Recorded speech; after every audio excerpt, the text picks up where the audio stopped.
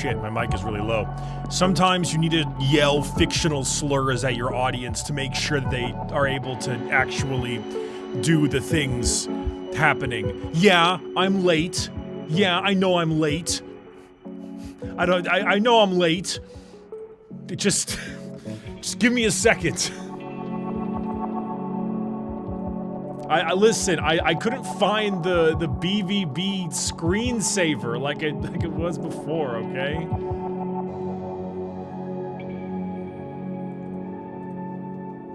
I couldn't find the screensaver. Is pureblood even a slur? In Mass Effect, it's absolutely a slur. Yeah, a grave insult among their people, as they said. Oh, there's the goddamn screensaver, Bricky, you slut. Hold on, I found it. My blood type is B positive. Yeah, well, my blood type is B negative. My blood type is B yourself. Okay, I think I've got it. Actually, I don't think I've got it, but you know, like this is the closest we're gonna get. Where the hell am I? Where the hell am I? I'm dead. They fucking killed me. They took me out back and they shot me. Do I have to be above? Oh, there I am. No, I'm okay. I'm right here, actually. My blood type is B -2. Yeah, it sounds more like it. Hi, everybody. What's up? Sorry about that. That was shenanigans. And they were afoot. The shenanigans were afoot. They very much were. I need to move this camera. It's in the wrong spot. It's not supposed to be here. It's its own thing. Hi, chat. Hello. Did I go to Hawaii? No, I'm just like I'm a white boy tourist. Haven't you seen the Warhammer videos? I joke, but I'm actually, unironically though, I am, unironically, I just wear shit like this. When I'm not streaming. I just like to wear this stuff. I don't know, it's cool. I think it's fun. Sorry about that. Okay, someone said in chat, hi chat, Sebastian Stan here. That's probably the best compliment I could possibly get. And I will be riding that high until the day I die. Okay, let me go ahead and make some adjustments here.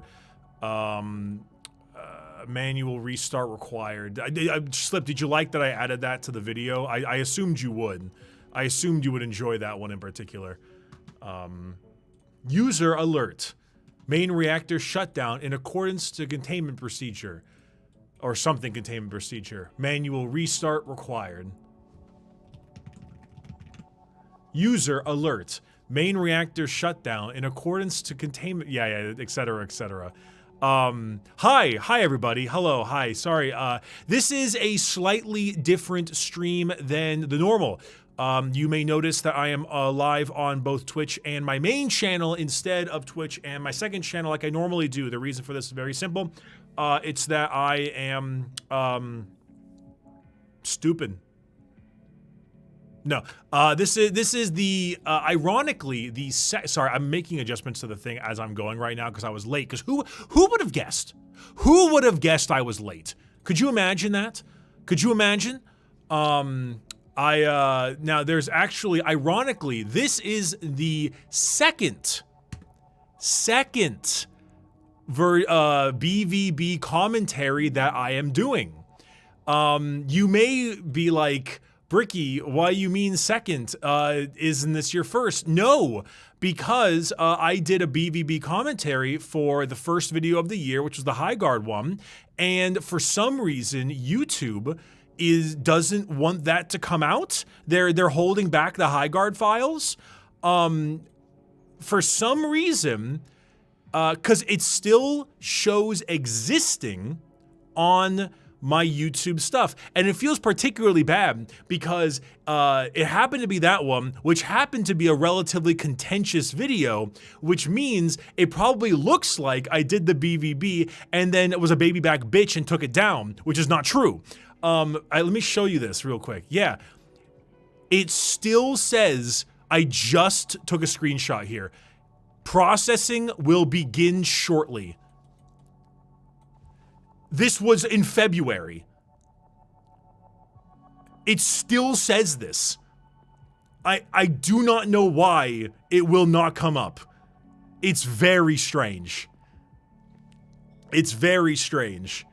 So yeah, they were like, Bricky, we hate your take so fucking much. I'm sorry, bro. We're gonna kill your live stream VOD. It's going to die horribly. Also, for some reason, I don't know, I wore like a nice floral shirt in that one, so I thought I'd continue the tradition and wear like a nice floral shirt in this one. Though I must admit, I'm looking really white today. Like not like the mayonnaise on fries type way, but like the white balance looks really, really white today. I might need to do some color correction or something. I do look whiter than normal, I know. And then people will be like, Bricky, you can't say that. And then I'll be like, eat my ass. What if I increase the contrast? Ho! Nope. Nope. Oh.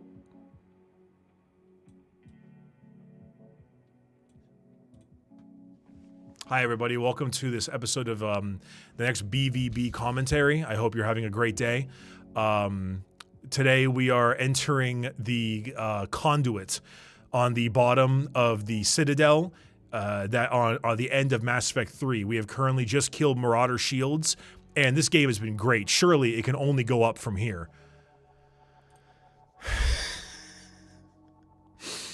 One second.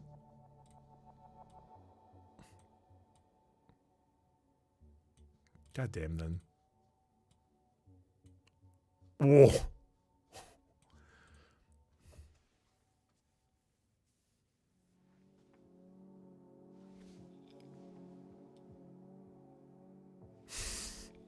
Ultra contrast brick. All right, I'm done doing this. We're just gonna be white today. Fucking whatever.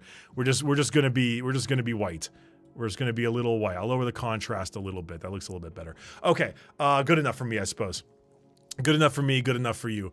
Or at least I think it's good enough for you. The only thing I'm missing now is a chat box, but unfortunately I think I still only have the ability to do the chat box for the Twitch chat one and not for the YouTube chat one. And in this scenario, I'd say that YouTube chat is pretty important because you're the ones coming from the main channel and it's very, very important. And so I'm a little bit uncertain how to handle this whole dealio. I guess I could go ahead and copy the Twitch chat while we're at it and then see if I can figure out how to do the YouTube chat. Don't worry, we'll be here for like 2.5 hours, so you don't need to necessarily be particularly worried about any of that shit. Okay, that's Twitch chat. So they're somewhere around here, I'm sure of it. And then let's see if I can add YouTube chat. Oh, there they are. Okay. Let's see if I can duplicate the Twitch chat one.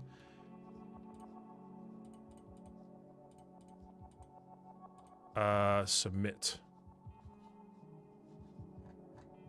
It's gone. It killed me. It killed me. It died.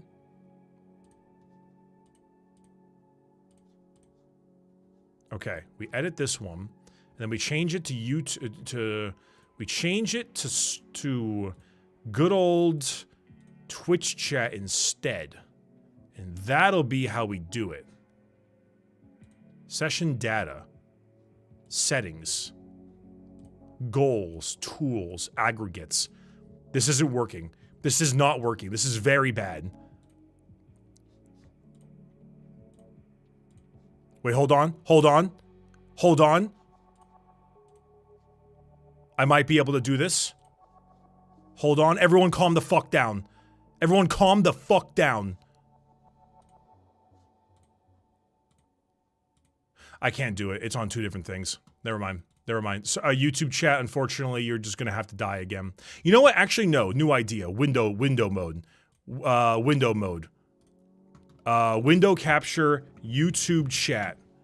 And then, Firefox Bricky chat. That's Twitch chat. Fuck. Firefox this one. Yeah! Wow, you're really tall. Okay, hold on. We're almost there. Now I just gotta add a little bit of cropping. Crop. Bad crop? Bro, we're gonna starve. And then bottom. A lot of bottoms in this chat. And then... He's insane. He's insane.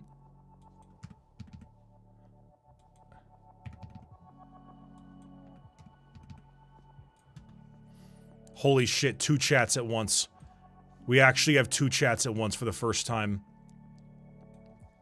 Twitch is bigger, but YouTube is larger. YouTube is more larger? Kill me. To death. Right now. Whatever. Good enough. We figured it out. All right. Hi everybody. How's it going? What's up? How you doing? Welcome to BVB. Also known as the Bricky v Bricky. We haven't figured out a name for it yet. A commentary where we chat for a couple of hours about the most recent video I have put out on the main channel. We answer some questions. We go ahead and do various kinds of general discussions.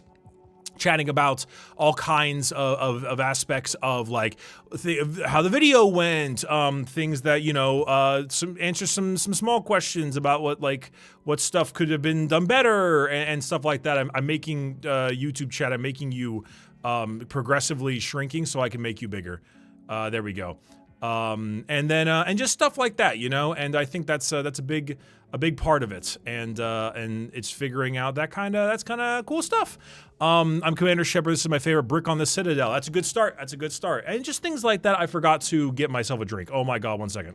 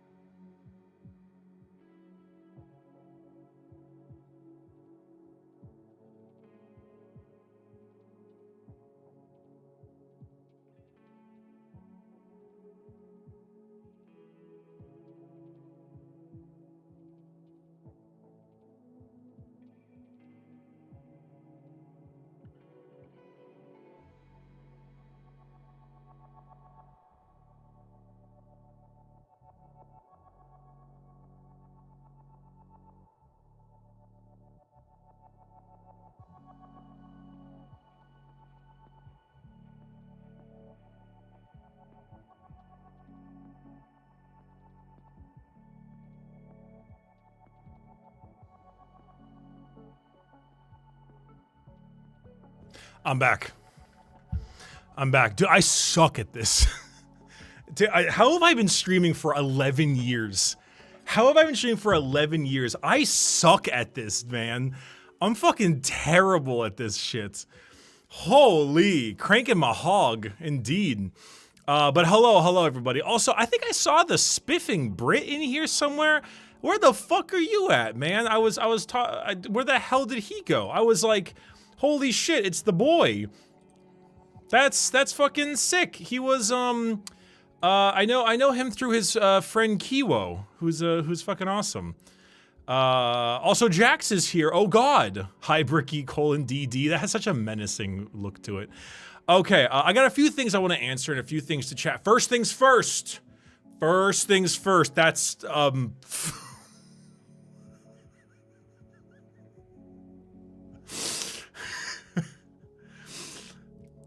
that's like 50 bucks. Like pink means like 50 bucks normally. Whatever, man. Sure. First things first.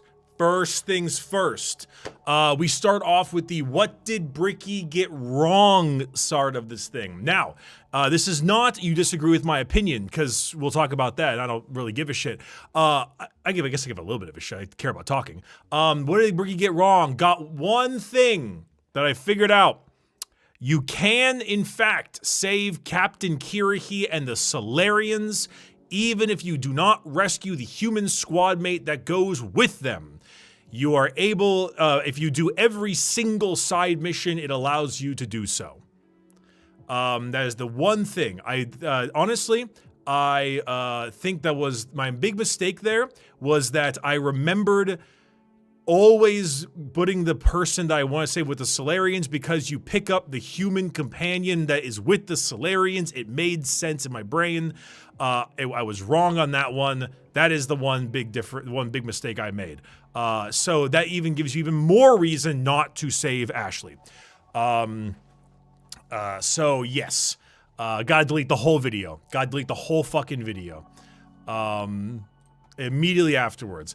I would like to also, oh my God, I totally forgot. I would like us to, thank you so much for the super chats, by the way, chat. I thoroughly appreciate it. I need to actually do Galaxy Map OST as my background music instead of Armored Core this time. No offense to Armored Core, it's goated series, but Galaxy Map is required for this one.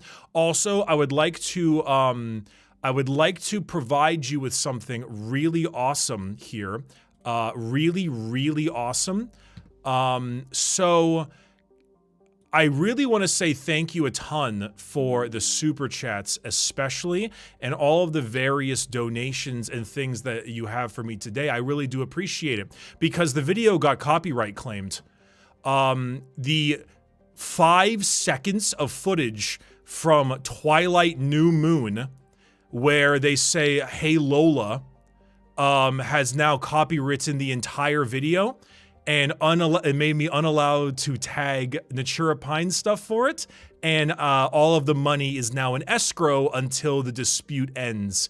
And then YouTube will decide whether or not they give the money made from the video to me or to fucking the Twilight people. Love that shit, by the way. So yes, thank you very, very much for the super chats and donations. Fucking furious about that, by the way. 2 years, wait, I'm not gonna say 2 years in the making, because it sure as shit wasn't, but like a good 3 full months of planning to get this shit rolling, and copyright written an hour and 45-minute video for a 10-second bit. Fucking insane. Anyway. Okay. Let's see here. Thank you for the gifted subs on Twitch chat. Thank you very much. I appreciate it. Okay, let me swap to the fan funding here real quick, because I need to read these, and I'm sorry that I need to go. Viewers in chat are saying that they are enthusiastic about Mass Effect, sharing their favorite characters like Rex and Tali, while playfully discussing gameplay and stream technical issues. What a man, how awesome. Okay.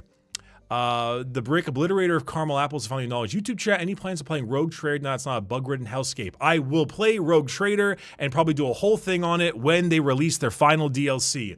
Owlcat games are not known for being fully done forever, and until they finally release everything there, then I probably will, because Owlcat. Yeah, so never. So in 3 years. Maybe a year later I'll do it. Or their 2-year anniversary or something. I don't know. Bricky, I both watching your BVB and Mass Effect 1, the Big Blue Alien Saga video. I am grinding and catching up. I don't quite understand, but thank you. Thank you. There's feet. There's the feet message. Lovely. Fantastic. Firstly, great video. Loved it. Thank you.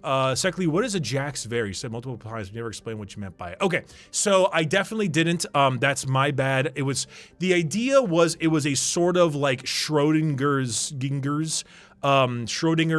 cat situation, but more so related to what is BioWare trying to say in this situation. There'll be a lot more about this in Mass Effect 2, and so I think I needed to set it up a little bit better, and I'll probably talk about it a bit more in the second video.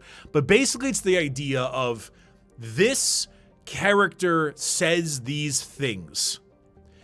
Do they say these things because this is the way the character is meant to be, or is the reason why BioWare is trying to make a political commentary or something?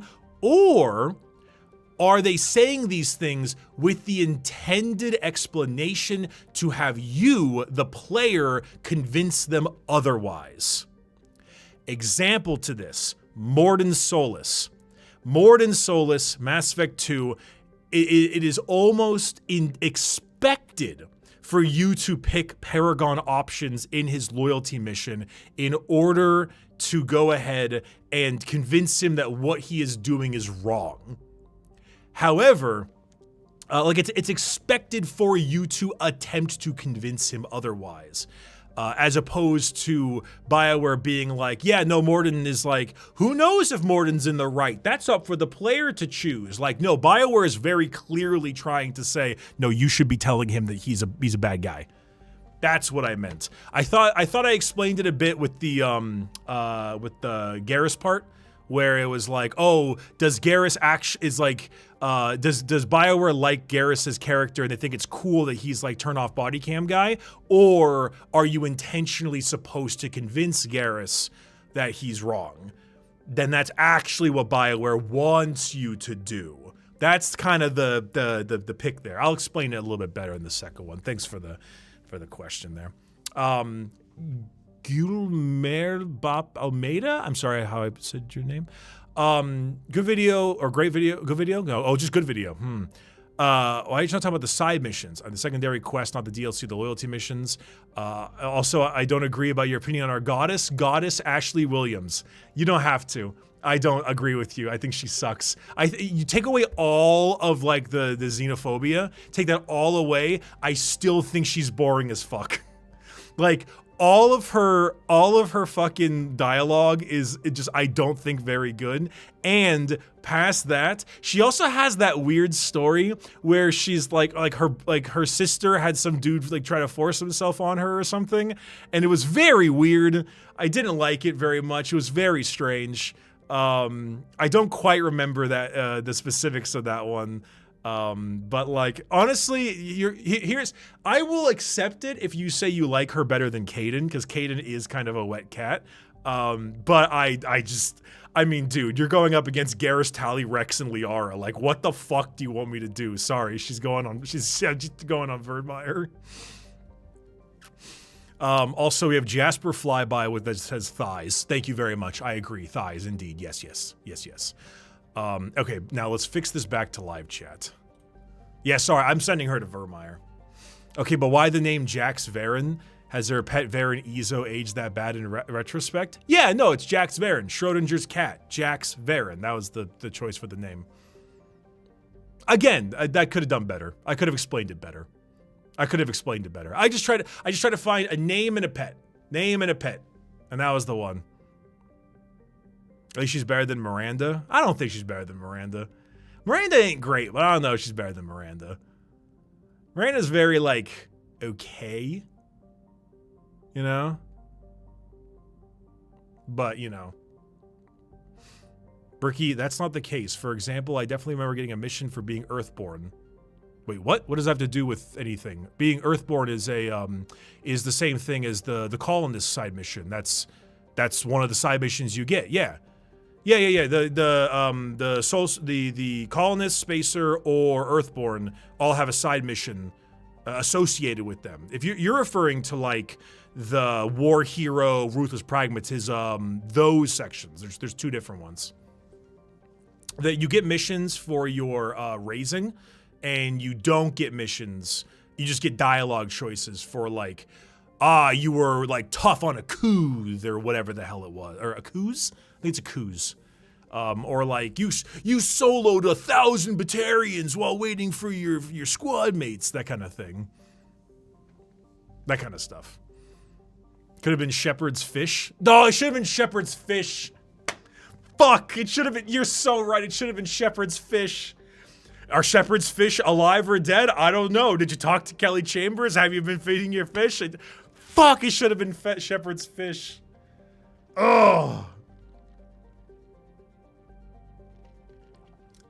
That's smart, motherfucker.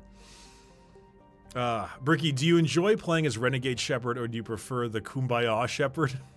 Singing Kumbaya on some Boy Scout bonfire.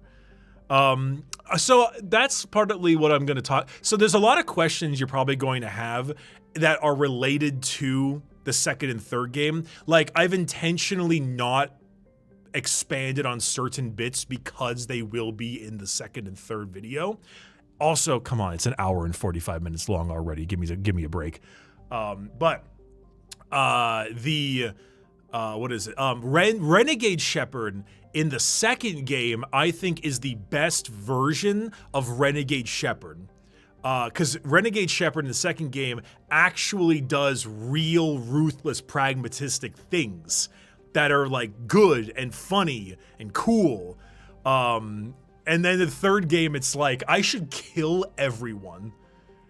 The Solarian Dalatras is a bitch-ass motherfucker, you know? There's still issues with Renegade Shep in the second game, don't get me wrong, but like pushing the Eclipse Merc off the building rocks. That stuff is super fun. Recently playing Citadel DLC, I thought the Jax Varen thing was a basic summary of their character arc, like the Varen was. That's fair. That's a fair one. That's also fair. I keep trying to bring back Napwis, and I keep fucking it up. Hey, not everything lands. Okay. I have a question, chat. I have a very big question. Did you like the Mako Volvo car bit? Did you like the Mako Volvo car bit? It went on too long. Yes, it went on too long. Good, but a second. Okay.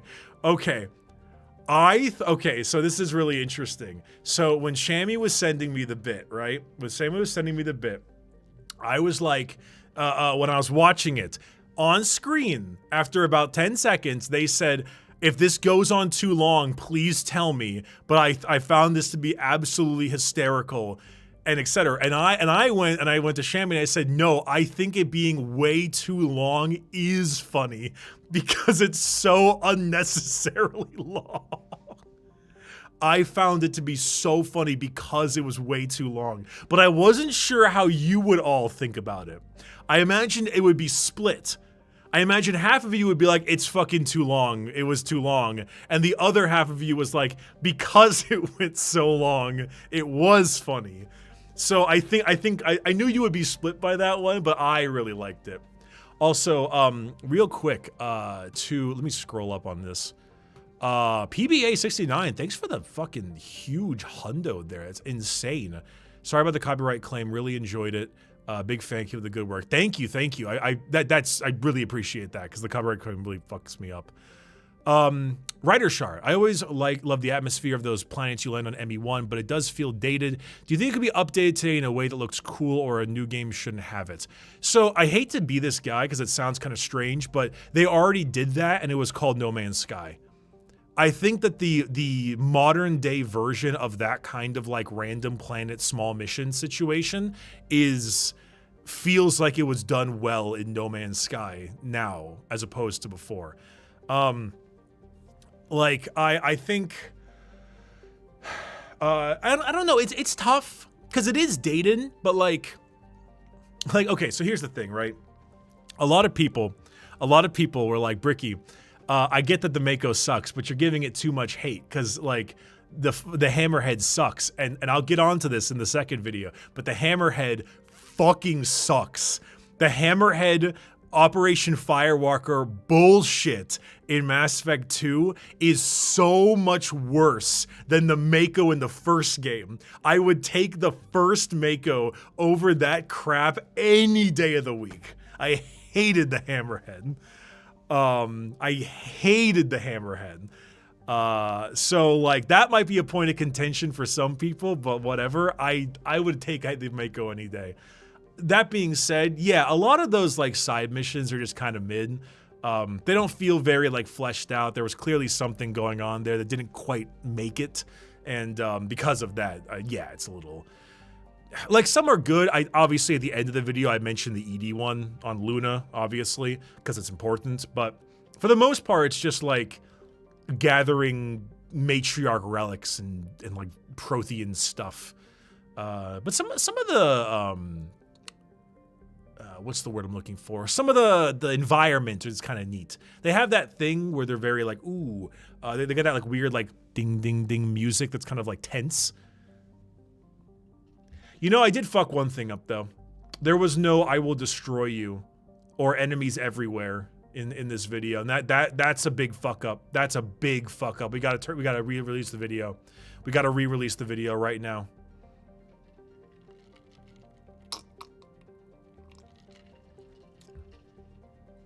That is absolutely my bad.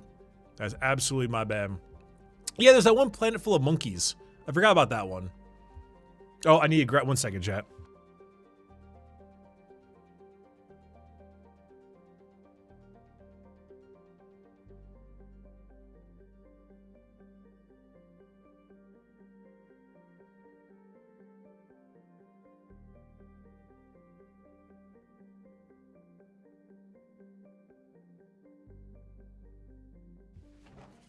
Void rend, get countered, idiots. Void rend, get fucked, idiot. Void rend. All right, I'm back.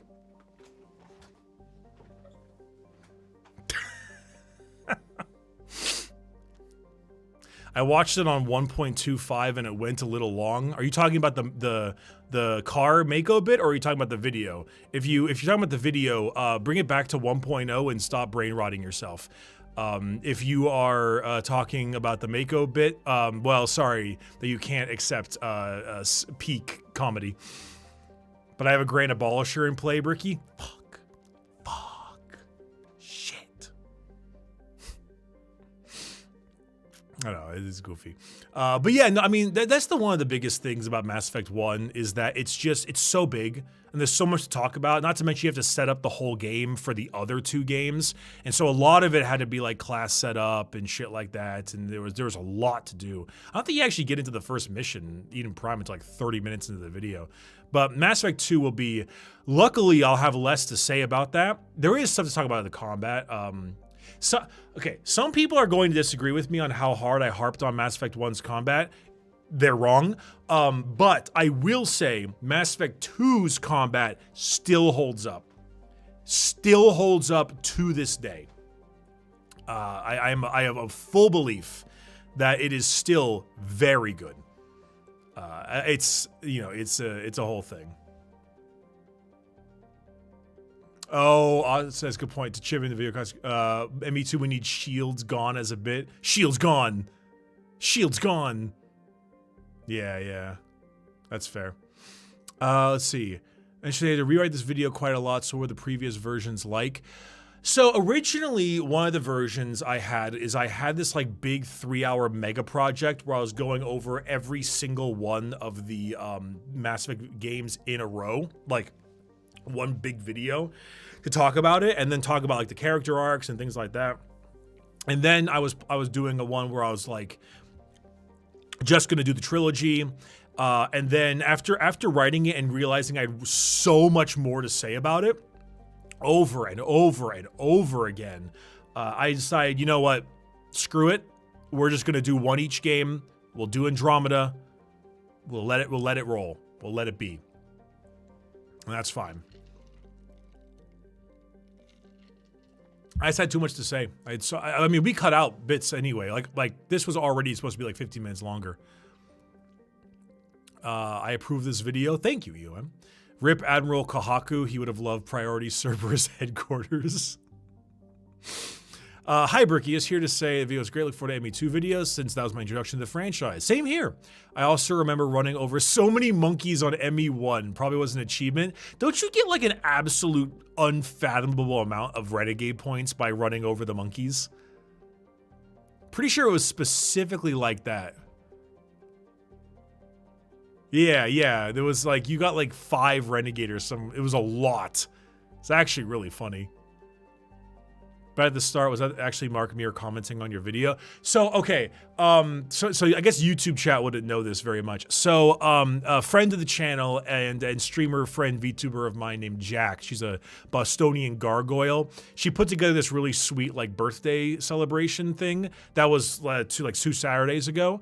And one of it involved a cameo by Mark Mir. So she bought that cameo and ended it with, "Where's the Mass Effect video?" which I found really funny. Therefore, I put in the beginning of the video. That wasn't intended to be there. There was a different bit where I kind of like stood off screen and they did that opening with like the, "Well, what about Shepard?" Asia Alliance, Navy, etc., etc. I don't know why I gave Udina a like old school television broadcaster voice, but here we are, I suppose. Do you think the next Mass Effect game will come back to the original formula in any sense? You know what I think? You want to know what I think? I think that Mass Effect 5 has been in pre-production and unsure what to do development hell because of the TV series, so much so that it's going to be one of those games that is in development for like 7 years, and in reality they only worked on it for 3 because they've been figuring out what the fuck to do the whole time. Also, I mean, we are in an economic recession and the finances there aren't there like they used to be. And EA especially only has so many major projects going on and they're evil. So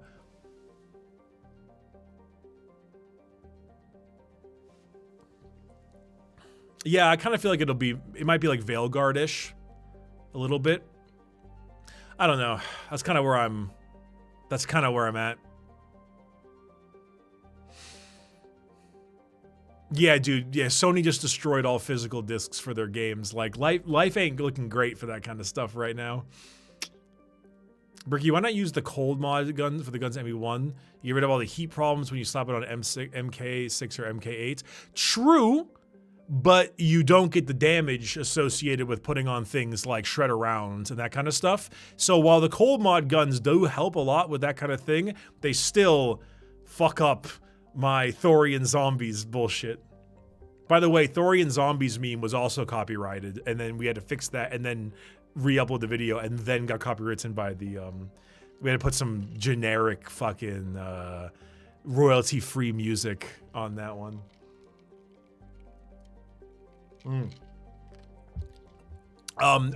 Lore Crime, Istvan Farkas. Lore Crime, that iconic bit is on Mass Effect 2. Not 3. The Sir Isaac Newton, deadly son of a bitch in space. But I joke. That is a good idea, though. What is your favorite class for the series, and why is it ME3 Vanguard? Dude, okay, it probably is. But it also probably isn't. It's most likely Sentinel. I think it's just because tech armor looks badass. You know, I just love the look of tech armor. I just think it's cool. She jacking my Varen till I renegade D's nuts. Good God, that is the worst thing I've read today. Can you do the Mass Effect 2 video sitting back as the elusive man?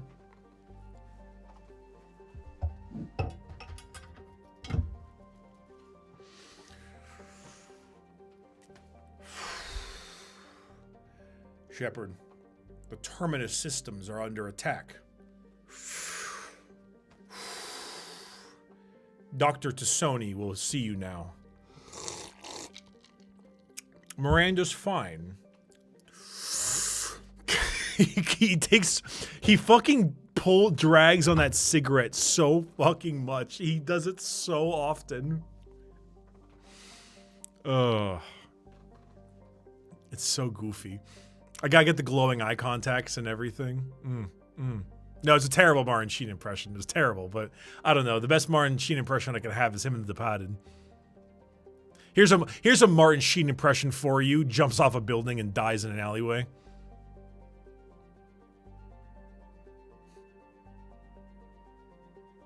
Brie, what's funny is that on the higher difficulties, ME1 AI is so stupid encounters with normal dudes are worse than bosses. That is so true.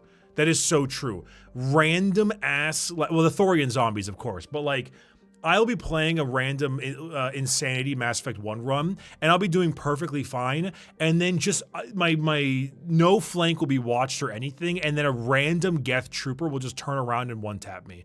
Or a Juggernaut will just run at me, and I can't stop it, and so the Juggernaut just headbutts me and instantly kills me. It's insane. I'll take ME1's janky RPG gameplay over ME2's nerfed for COD Dude Bros gameplay any day of the week. This ain't the hill to die on, my friend. This ain't the hill to die on. I understand I like ME1's janky gameplay, but the nerfed COD dude bros in a third person cover shooter is wild. I feel like that's such a bad take. I think I'm being fucking rage baited. I feel like I'm being rage baited. It's certainly less RPG, no doubt. It's definitely more action based, but like, I feel like I'm being rage baited. Dr. Tassoni, lore crime. It's Dr. Chocolates. I don't know how you keep doing it. Steak, Liara. When there's just so much steak. I fucking love steak. Honestly, listen, if you're gonna die on a hill, die on the thermal clip hill. Okay?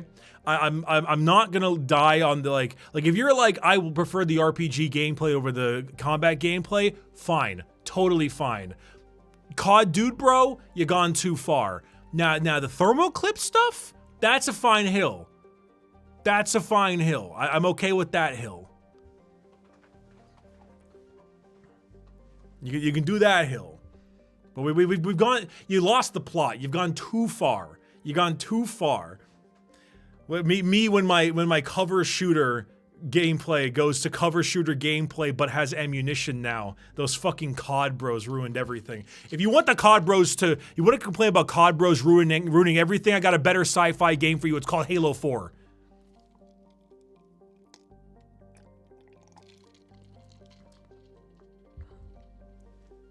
Dr. Chokwa should have been romanceable. I don't think that's a good idea, but you know what? That's okay.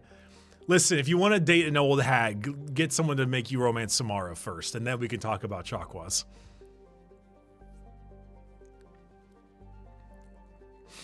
You gotta do the elusive man bit, but with your toothpicks instead of the cigar. Fuck. I'm writing that down. Fuck.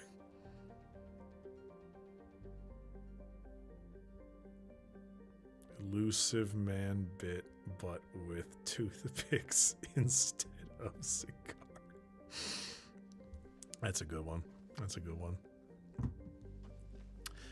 ME1 combat is fantastic if you're an adept. Dude, ME1 combat, if you're an adept, you're just playing turn-based. It's just turn-based combat again.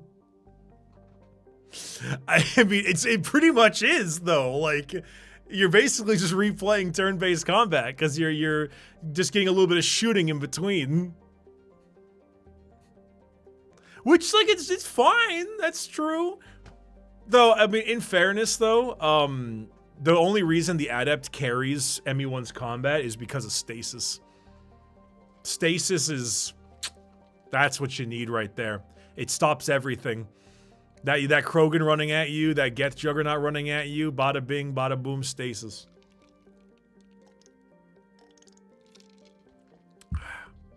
Really enjoyed the ME1 video. So when's ME2? Yeah, I know. On a serious note, I kind of preferred ME1's customization and thermal clip. 2 kind of lost some charm for me. See, that's a fine take I'll accept. I disagree with it heavily, and I think ME1's combat still sucks balls. But that is a take that is far less rage bait feely. That one feels far more like understandable.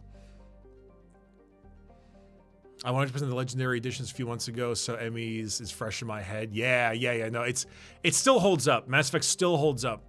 It really does. But it could also be because the late 2000s is kind of when video games started to reach their end state in terms of like graphical fidelity and things that's kind of coming out. So it could also be because of that. But you know, the thermal clip reload and Surefine tube. Look, Bricky, I respect your opinion. I have slightly more respect for yours than most, but Liara x Femshep is a better romance. Then what? I didn't say that. Wait, what? Then what? Who did I say was a better romance? I didn't mention that at all. I just said, like, these are the options that you have. What do you mean?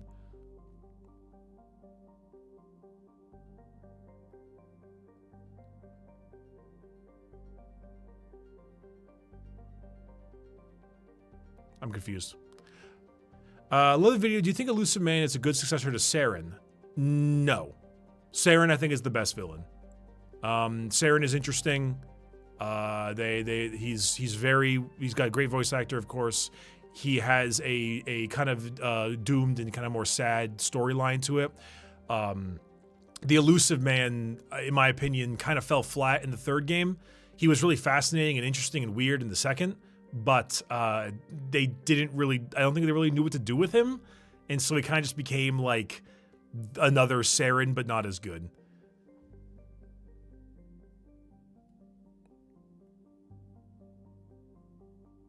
Yeah, I specifically said, like, yeah, I specifically said that there's, well, I mean, I don't think the Caden and Ashley romances are very good at all. Like, I think if you're going to romance anyone in the first game, it should be Liara or nobody, because the better romances come later. So, like, I'm not going to stave away someone from romancing Tally or Jack or Garrus, you know? So, like, eh.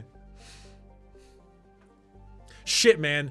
Honestly, don't get me wrong, the Liara Femshep romance is good. When it comes to lesbian romances, though, I feel so bad for all the gays out there. Steve Cortez is no Samantha Trainer. Samantha Trainer rocks, and Steve Cortez does not. If you would stream the whole trilogy, how many times would you say Casey Hudson, you hack? A few times I would say Casey Hudson, you hack, but not as bad as Sam Lake. Sam Lake wears his inspirations not on his sleeve, but tattooed on his forehead.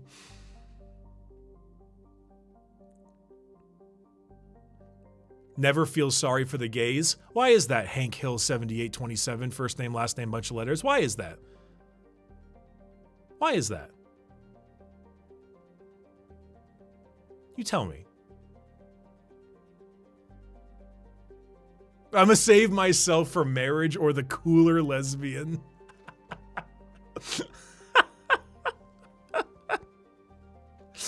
Unironically, not entirely incorrect, though. Foolish Bricky, I laced you toothpick. So true. So true. What's this? I get not covering the romance preferences in ME1 because they're so limited, but 2 and 3, I'm hoping to see what your romance preferences are.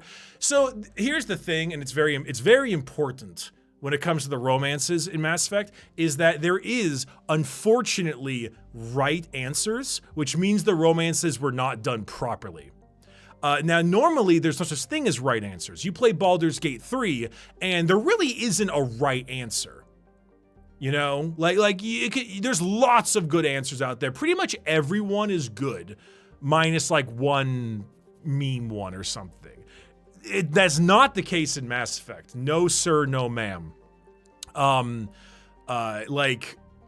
the clear and most obvious choice that they really want you to do is Liara, because she gets the most content in the game by far. And the most romance plots in the game, by far. And then after that, it's very clearly Talus or Gary.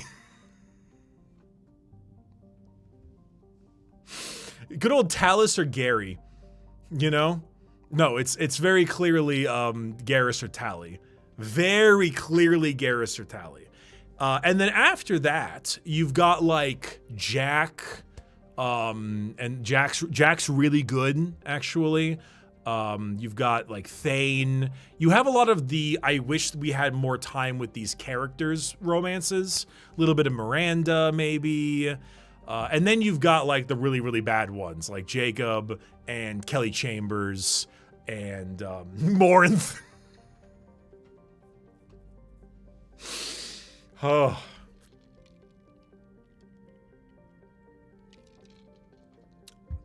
Femshep Garrus is the best video game romance in history. I can't tell you that yes or no on that one because I have not played every game in history.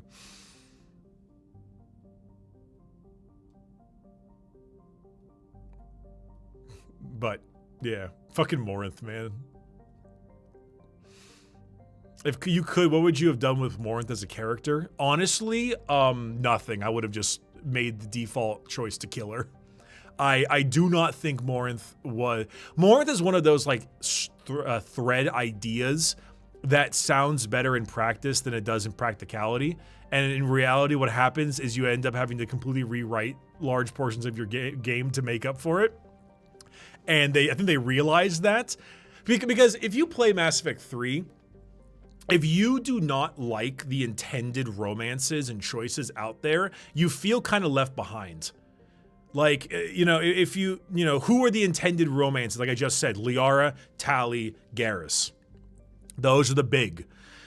And because of that, those remain your squad mates in the third game. And then basically everybody else gets sidelined a little bit to an extent. Some are okay, like Jack, for example, but for the most part, they're sidelined. And if they're characters that you really don't care about, like Kelly Chambers and Morinth, they just got fucking nothing. They just get fucking nothing. Because I think they just had to figure out their dev time. They're like, listen, guys, we only have like 2 years to make the last game in our trilogy. We have to focus on the important stuff. So we're going to focus on these ones and fuck the Ardak Yakshi bitch out there.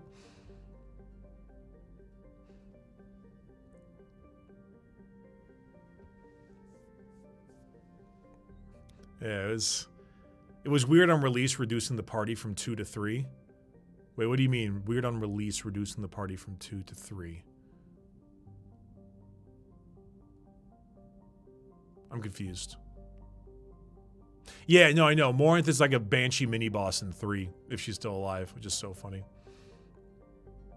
Oh, 2 to 3 as in the games. Sorry, for some reason I thought you meant how many you could take with like a squad. I'm like, my bad. Yes. Yes, Mass Effect 2 had more squad mates than 3, that's correct.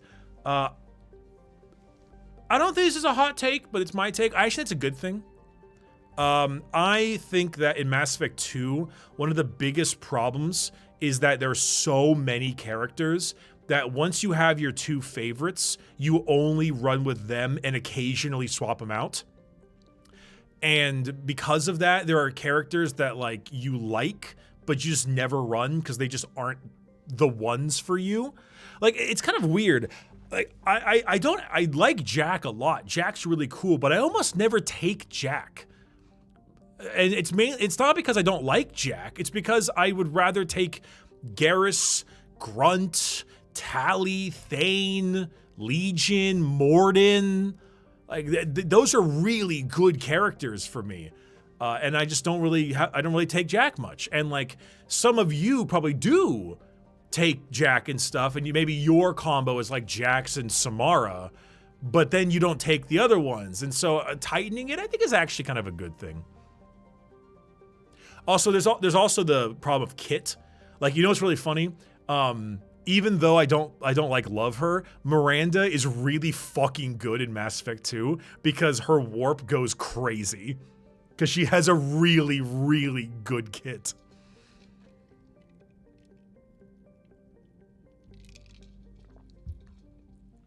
Yeah, like Overload and Warp is insane for that. And the squad passives, insane. Yeah, it's really, really good.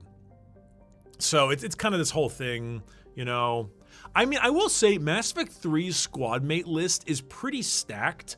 I mean, personally, I could give a fuck about the Vermeer person. Dude, DK said something insane to me. He said something insane to me. He was like, I always sacrifice Kaidan on Vermeer because I don't want Ashley to go out like a martyr. I want to shoot her in the head in the 3rd game, and you know, like, and not give her the opportunity to have a good death. And I was like, damn, that's a level of hatred that I can respect. I can respect that. That's a level of like petty hatred that I can really appreciate.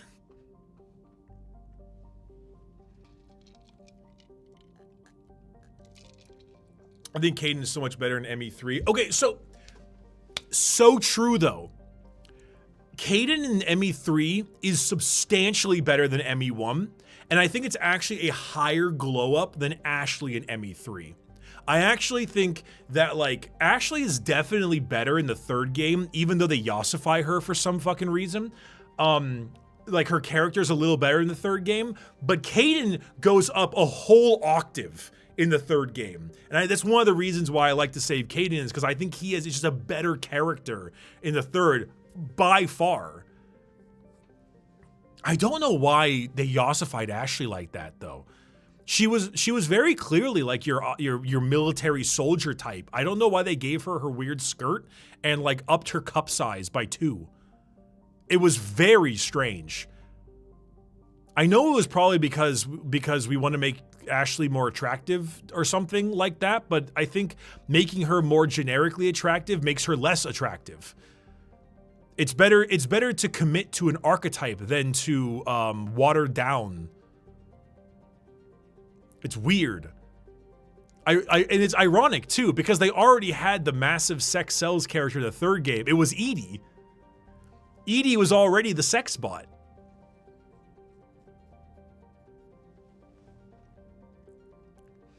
I don't know. It's strange. Well, I mean in 3, not in 2, in 3. Okay, I'm getting ahead of myself here because this is stuff I want to talk about in the 3rd game. But the fact that they gave you the Edie sex bot and then they made it so you can't romance her is like, I want to know what's going on in the brains at BioWare, because it's like they know what they're doing, you know? Or it's like, hey guys, word from EA says we need a giant titty robot character because that's in, and they'll be like, okay, we'll add a giant robot character. We'll give it to the disabled pilot instead. Like, I don't know. It's strange, right? It's kind of weird. I don't know what was the plan. But ironically, and this is crazy for me to say, but I hope you can agree with me on this one. Edie kind of rocks.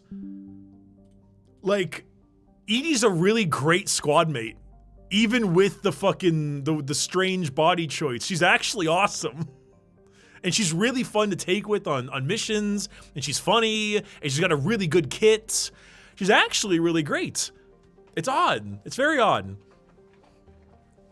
It's very odd. Ah, yes, ME2, where everyone has daddy issues, or the few dads who have issues. You beat me to the punch. You beat me to the punch here. The next Mass Effect video is going to be Mass Effect 2, the daddy issues saga. Because 5 of the 10 base squad mates, we're not counting Kasumi and Zaid, 5 of them, half, have a dad-related issue. Miranda's dad, Jacob's dad, Tally's dad, Thane as a dad, and I'm counting Samara because they're monogendered. We're gonna call that one a dad, because 4.5 with Morinth. 5 of the fucking loyalty missions involve dad problems. It's insane. Grunt? That's more of a coming of age thing. I don't know if I can count Grunt. I don't know if I can count Grunt because Tankborn and stuff. I guess Grunt's problems stem from his dad, I suppose, but I don't. It's a little tough. They stem from Warlord or Kier or something. I don't know.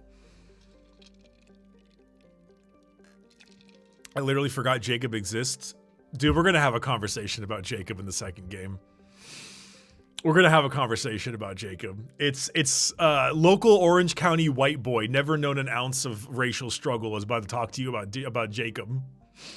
Oh boy. They really done made that game in Calgary, Alberta. No offense, no offense, Canadians, but I have to take a shot.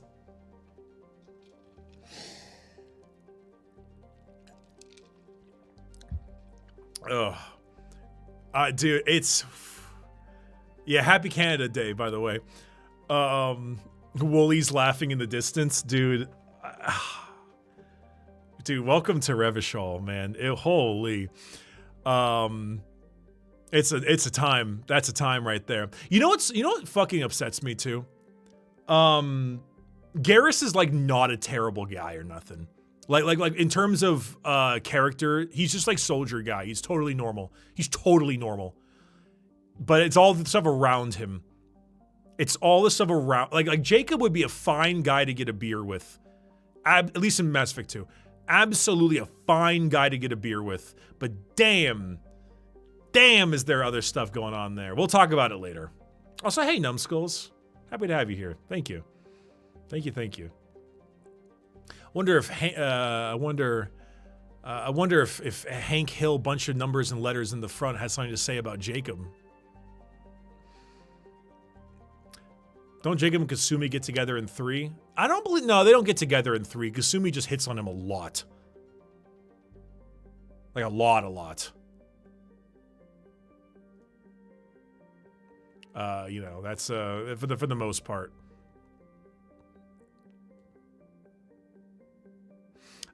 It's bizarre. I think the only like canon-ish romances that are not in the character is like Joker Edie if you let it happen, Tally Garrus if you let it happen, and don't like Ashley and James hook up or something in Citadel. I'm pretty sure they hook up. It's been a while since I've had an Ashley playthrough. Yeah, no, Garrus has talked with his dad's C-Sec stuff, but I'm specifically referring to loyalty missions. The 2 engineers. Oh yeah, there's the 2 engineers. That's true. Forget their names. It's the Scottish guy, right? God, I don't talk to them much. They're like kind of okay, but I liked oh crap. What the hell is his name? Is it Engineer Adams? He's from the first game, right? And he comes back in the 3rd. Yeah, Adams. Yeah, Adams is cool. I like Adams. He's cool. He was a nice guy. He was sick. Yeah. Red shirt romance. So true.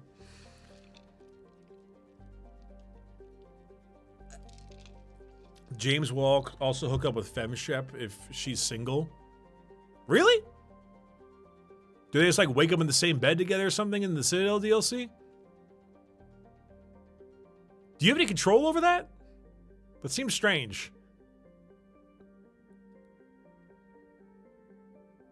Wait a minute. Do I still got the galaxy map theme going? Oh, I do. Good. Gotta restart that. You can wake up with Javik as well? Oh. What?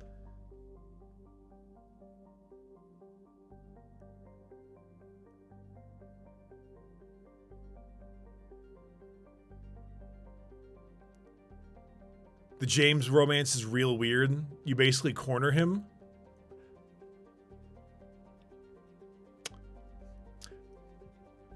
Oh, 2012. Oh, 2012. What a time. What a time.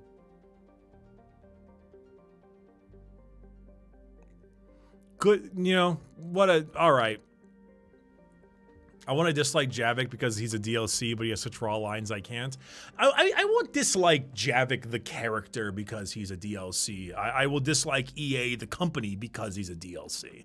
Javik is a load-bearing character in Mass Effect 3, and the fact that he was only a DLC launch character is an affront to God and the Reapers. The fact that you get him in the Legendary Edition is the best part because you don't have to worry about that kind of crap and he feels normal because he does feel normal. Javik is crazy good. What's this? James is a massive flirt, and when Shep finally confronts his ass, James wimps out, but if you let it, Shep goes, nuh-uh. Oh, that's so strange. That's so strange. Also, yeah, I forgot, I haven't told the YouTube chat this and stuff. Mass Effect Legendary Edition is currently like $5. It is, I think, $5 on Steam right now. I think it's actually $4.80.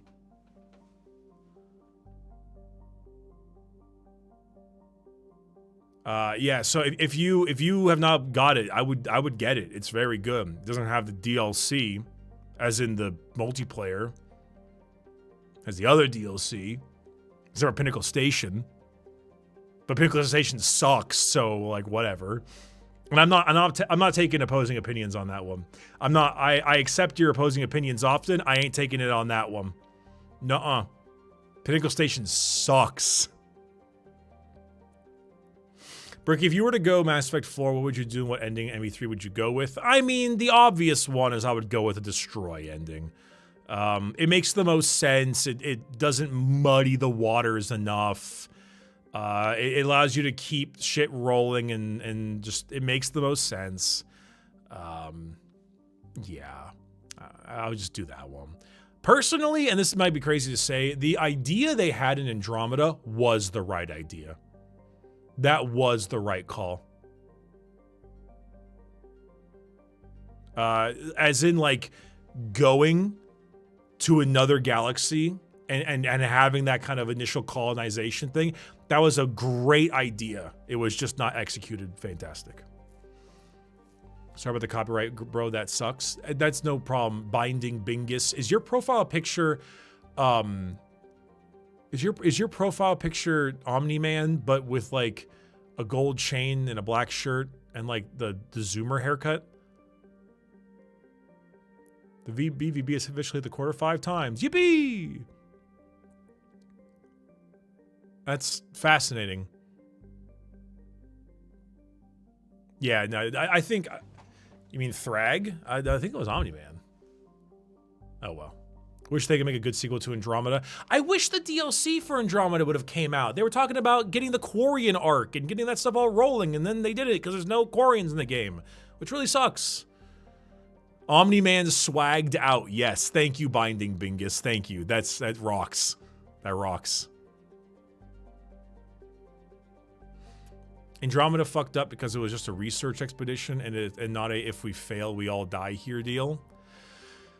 I think I'm half with you on that one. I think that one of the bigger issues is also the fact that, like, how do you go from the Reapers, you know?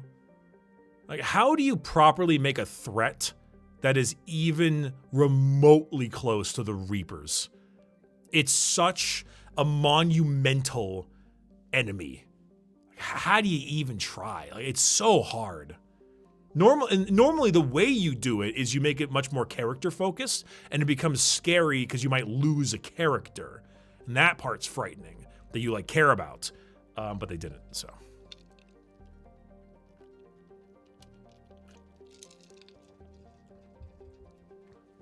yeah, you can't go bigger, so you have to go smaller. You have to go more personal. It's actually one of the reasons why I think this might be a strange pull, but you remember that Thunder, what's it called? Thunderbirds, Thunderhawks, Thunderbolts, that Marvel movie that came out recently with like Winter Soldier and stuff and Sentry. What was that called again? Was it Thunderbolts? Thunderbolts.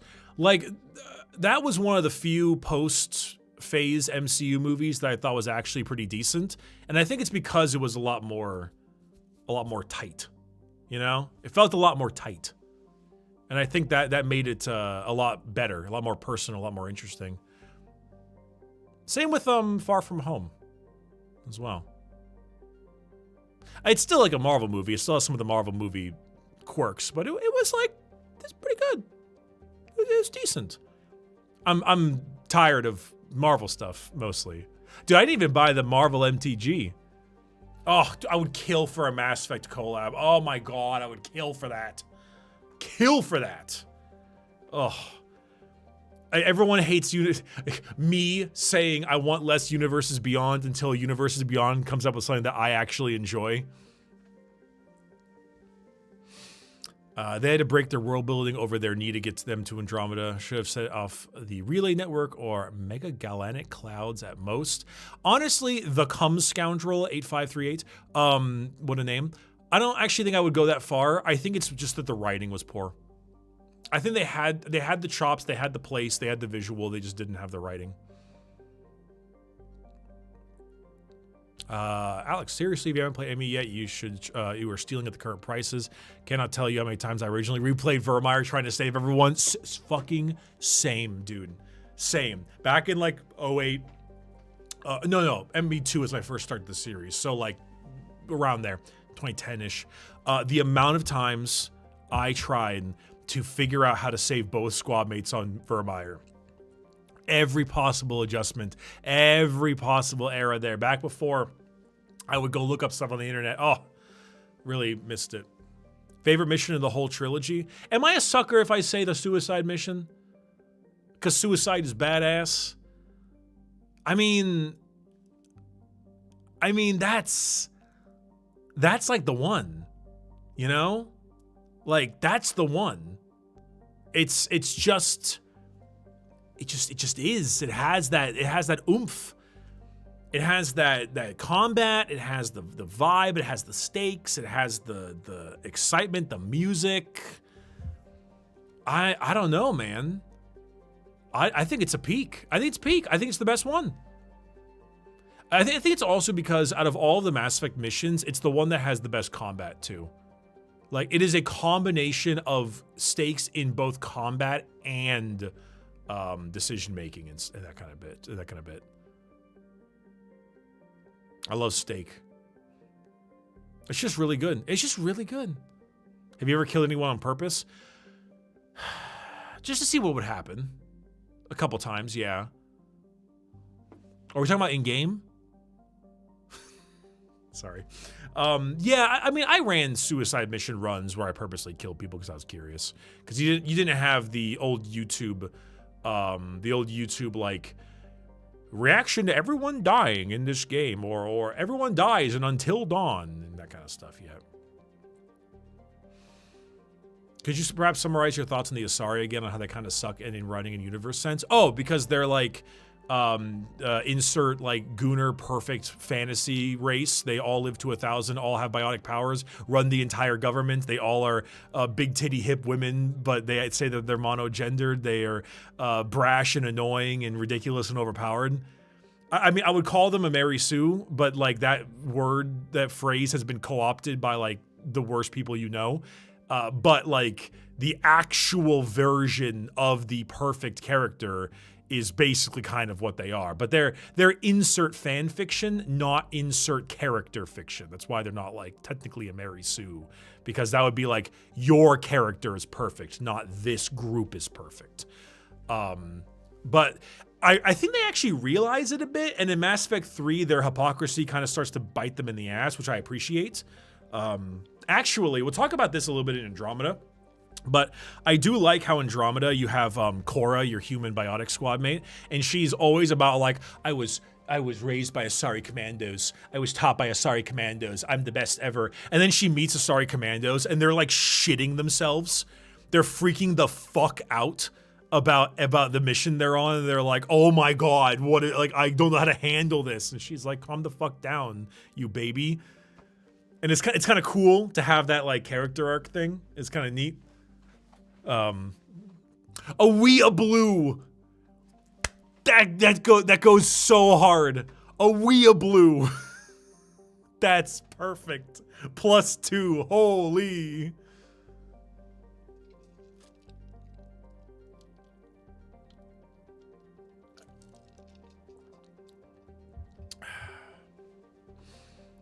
When you're done with the series, how about a funny explaining Mass Effect video with DK and Jax, like a Rogue Advocate episode? No, I plan on having Jax in the Mass Effect 2 episode. I'm gonna start Operation Overlord. I'm gonna be like, so Jax, you're autistic, right?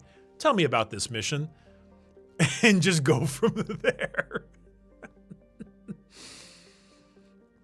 I'll talk, again, that's where like the Jax variant thing comes around, and so I need to, I'll explain it a little bit better in the second one, and we'll talk more about Overlord, because Overlord is interesting. It's Overlord is weird because like its portrayal of like treatment of autism is really bad, but I think it's the point, and that's the hot take I have, is I think it's the point.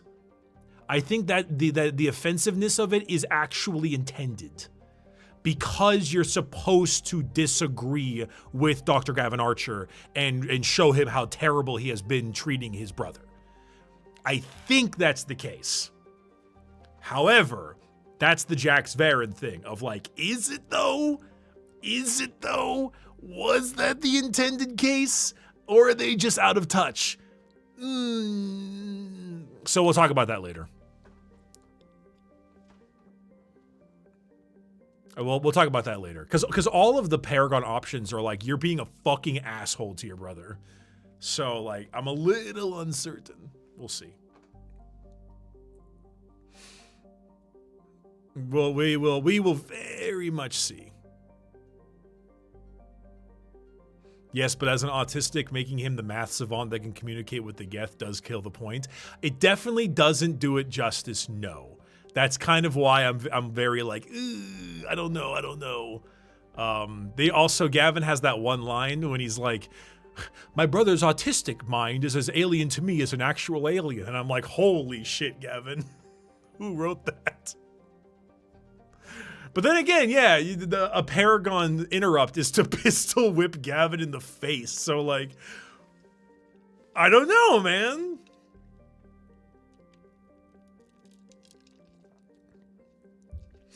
Where do you sit on the Paragon / Renegade scale in your preferred playthrough? Like 90% Paragon, 10% Renegade. I'm one of those little babies who can't be mean to characters I like in video games because then I get sad. And so I could never shoot Morden. To the day I die, I could never shoot Morden. I could never shoot Rex. But I will push the Merc off of the building. I will do the we don't have time for this to do this idiot charge. I will punch Admiral Geralt in the stomach. So I will be doing that stuff. So it's very, I will be you're working too hard interrupt. Like I do have some, just not all. And I will be punching the news lady.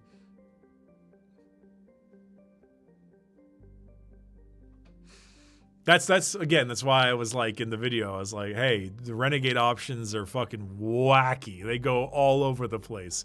It's either I will genocide the Rachni or I'm gonna punch the reporter or I don't like you very much. Bricky, did you know Garrus was racist to Talia in Mass Effect 1? Yeah, I know. He treated her like a Quarian. Yeah, it's the learning process, you know?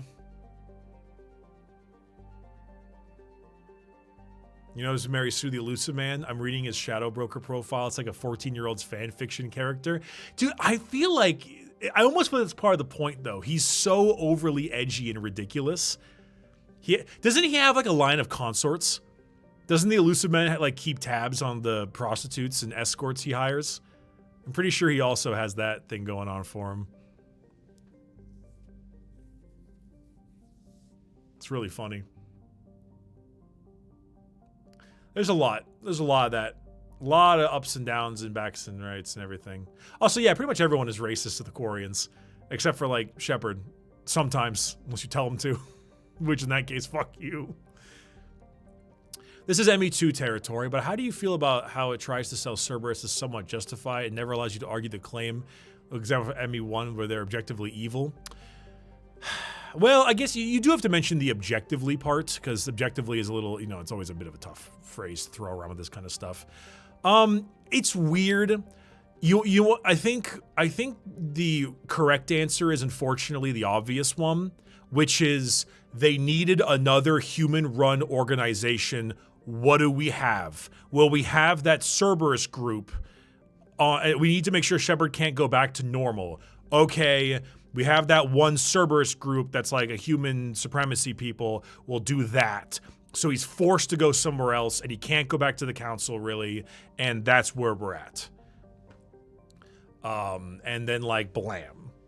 I personally, I am very much of the opinion that Cerberus is just straight up the writing means to the end.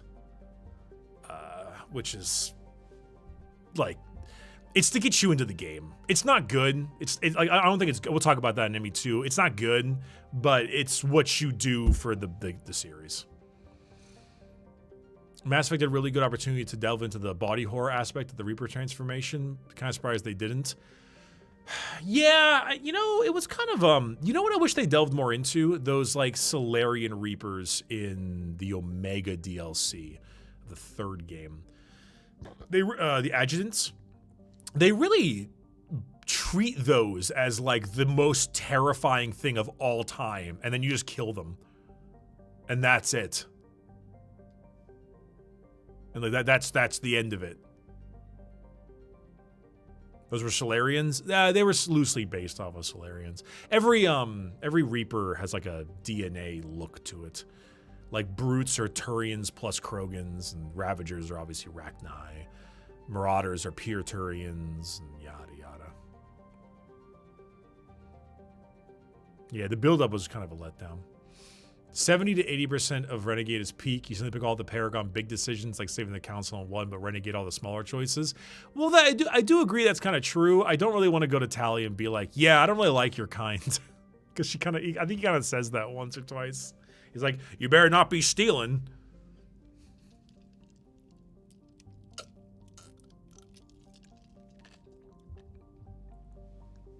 Rewind the Ashley slander. She was actually really nice to Tally. She opens up with being like, are we sure she should be having access to the whole ship?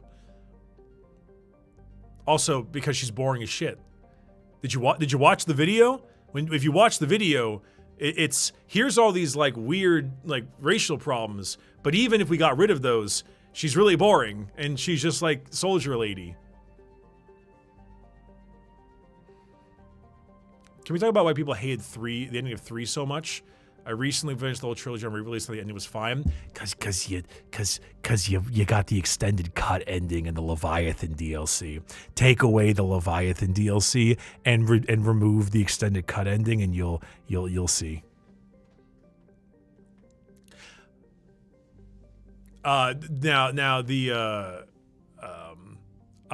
granted, the new ending is still not great.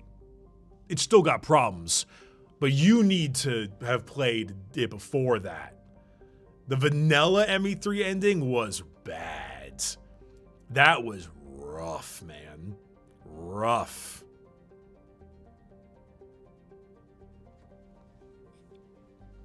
Like it's when you go look up like an original ME3 ending, and that was all it was. Holy, it was bad.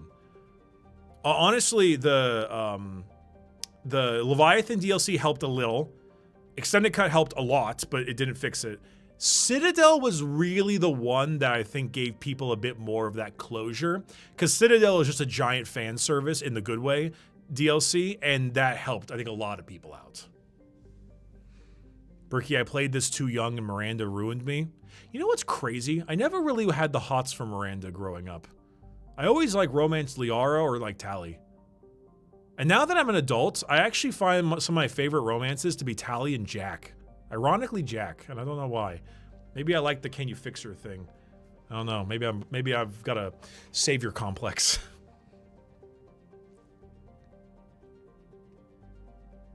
I also gotta say, it's really goofy that Miranda's this weird character because she's like a huge bitch, but then everyone in the game calls her a huge bitch for being a huge bitch. And I was always like, huh, odd. They're very clear about that. It's weird. The game is like some strange self realization or like self-referential type stuff there. Very often does a character act like weird or annoying or problematic, and then the characters will respond with their feelings on them being weird and problematic. Like I mentioned with that Edie thing. It was interesting.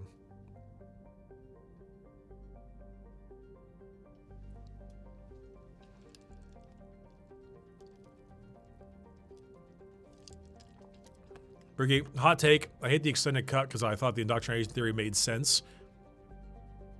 I don't think it's a hot take, I just think it's not a good take. I think the indoctrination theory was always kind of stupid. But,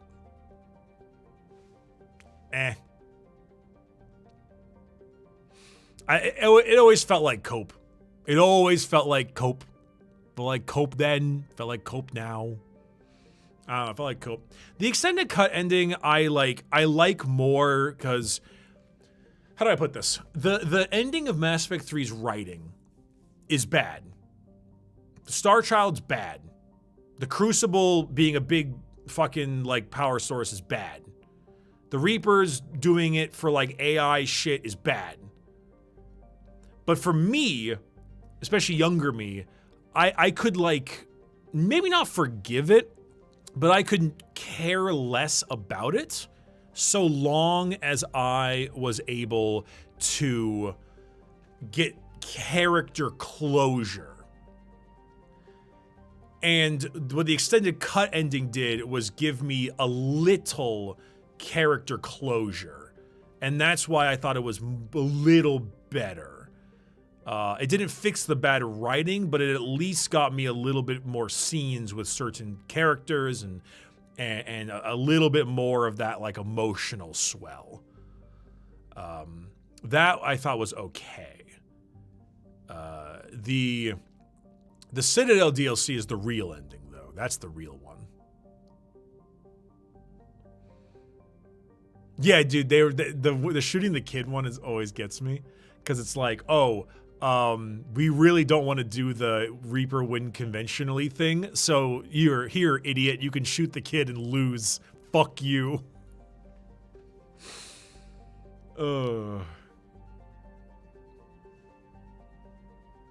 It's goofy. How do you feel about the whole genophage stuff? Did the Krogans have it coming, so to speak? That's such a funny way to say that.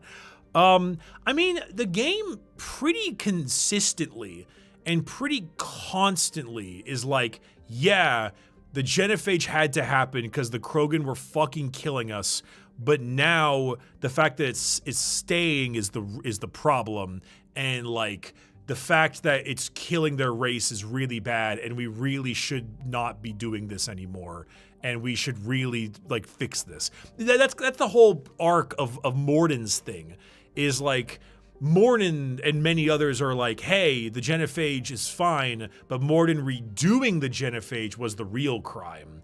And it was like, look at what it's doing to their people. Look how desperate they're getting. Look how bad they're getting.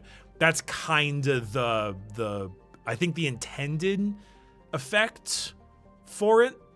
You know, that's like kind of like what they're trying to get at.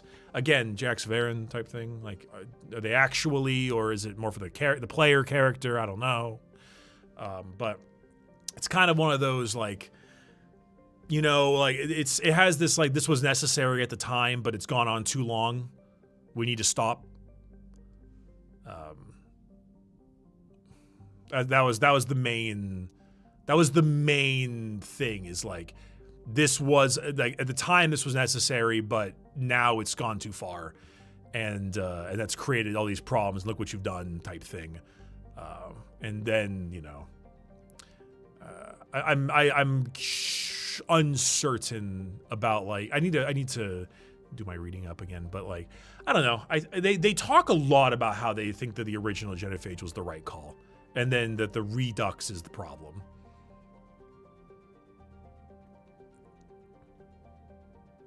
It's interesting. It's very interesting. I mean, it's a great dilemma. Like, it's why Morden's loyalty mission is IMO the best loyalty mission. You know, it feels like it's so good. It's so good. It's great. It's got good combat. It's like the best character of Mass Effect 2, give or take, or the newest one, you know, like, it's amazing. Also, man, it's the fact that the genophage is not a sterility plague, but it's a stillbirth one.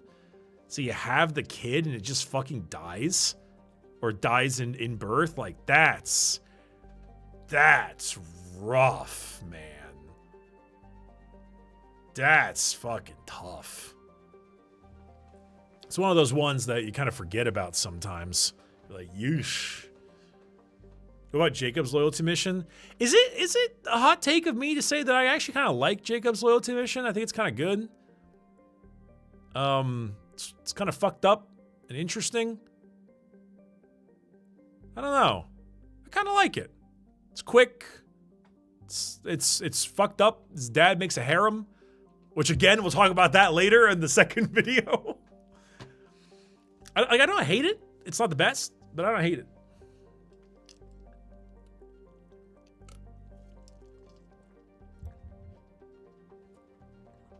I don't know.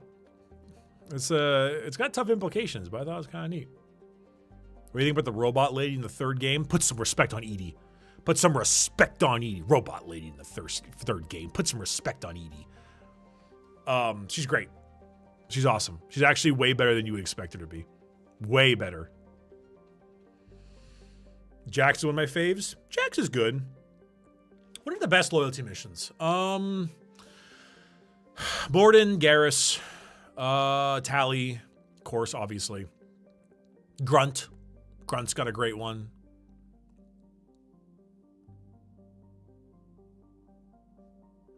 Legion's is okay. I like Samara's. Yeah, Samara's is fun. There's no combat in it. It's kind of neat. Do Kasumi or Zaid count? Yeah, we're counting them. They come out in the game. Kasumi's is actually pretty good. I do like Kasumi's. Kasumi felt like kind of a waste.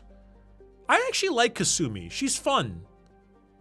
It's unfortunate that you can never like romance her. You can never like she's barely in the third game at all.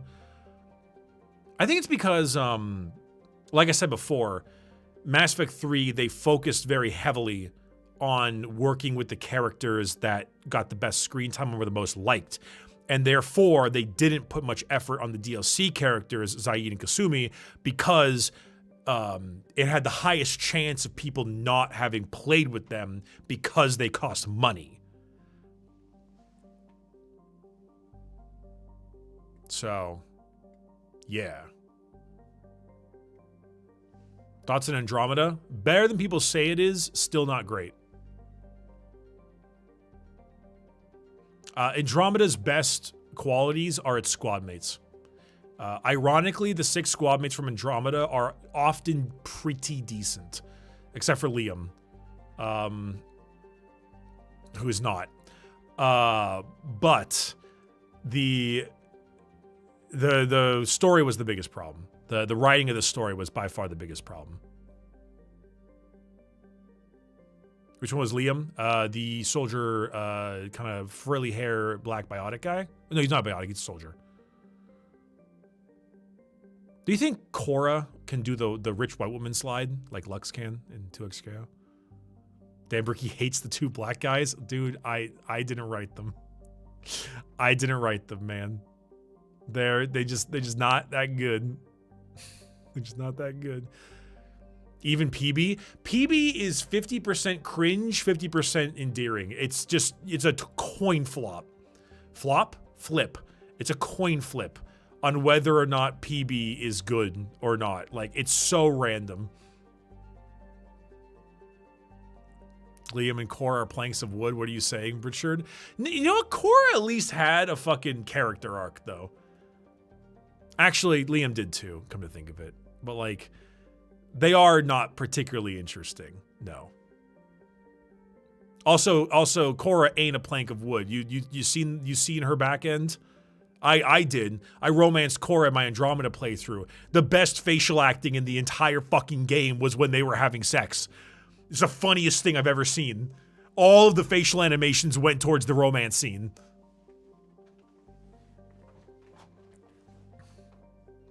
Thoughts on the genophage being an allegory for the nuke? Like against Japan? I don't think that's... I don't know about that one. I don't know if that's true.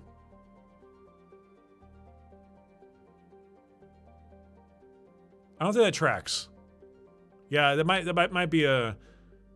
I don't know about that one. All right, you sold me, I'll get Andromeda. I don't know if I'll get Andromeda, but still.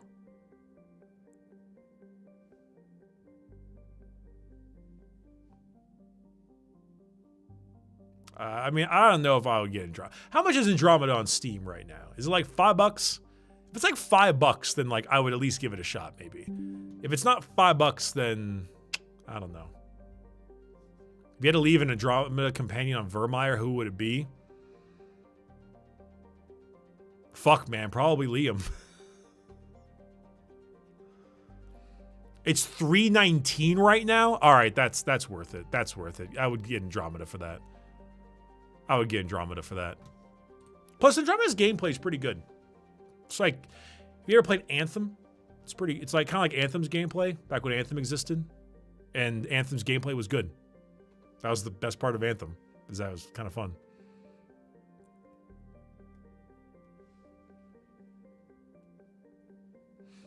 Oh, Anthem.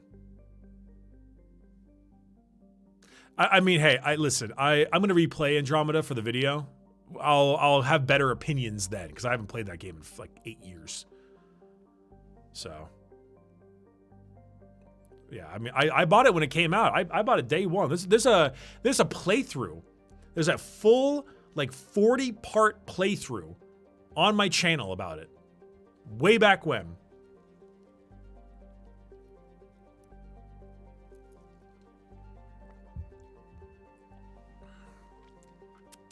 No. It was goofy. Important question. When did you randomly hear the word corn-fed and attached it while writing the script? That actually wasn't me. That was Shammy. Shammy swapped one. I asked Shammy for script help, and one of the words was swapped with corn-fed, I believe, and I found that really funny. So I just said it a few times more. That was about it. The editor. For those of you who are not familiar. It's a funny word. I don't know. It's a funny word. It makes me do a little giggle, you know? It makes me do a little giggle.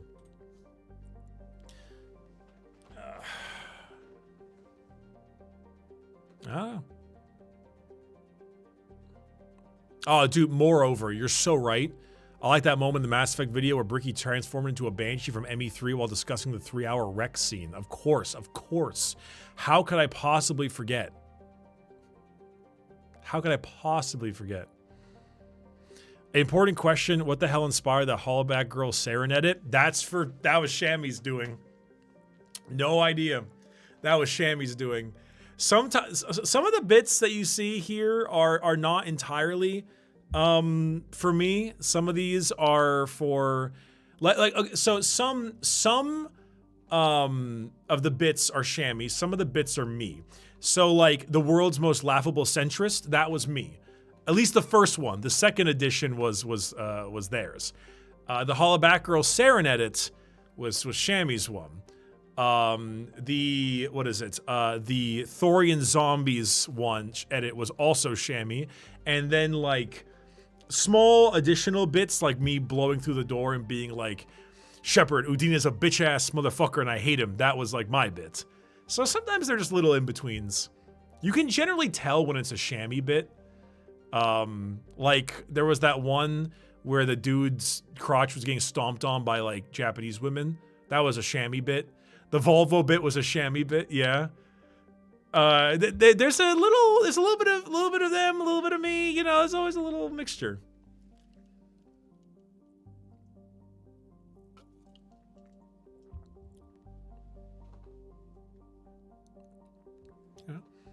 Speaking of the Thorian zombie bit, what song was used? Oh, it's some fucking royalty-free bullshit. It was an actual slowed and reverb song before that, but guess what? It got copyright claimed.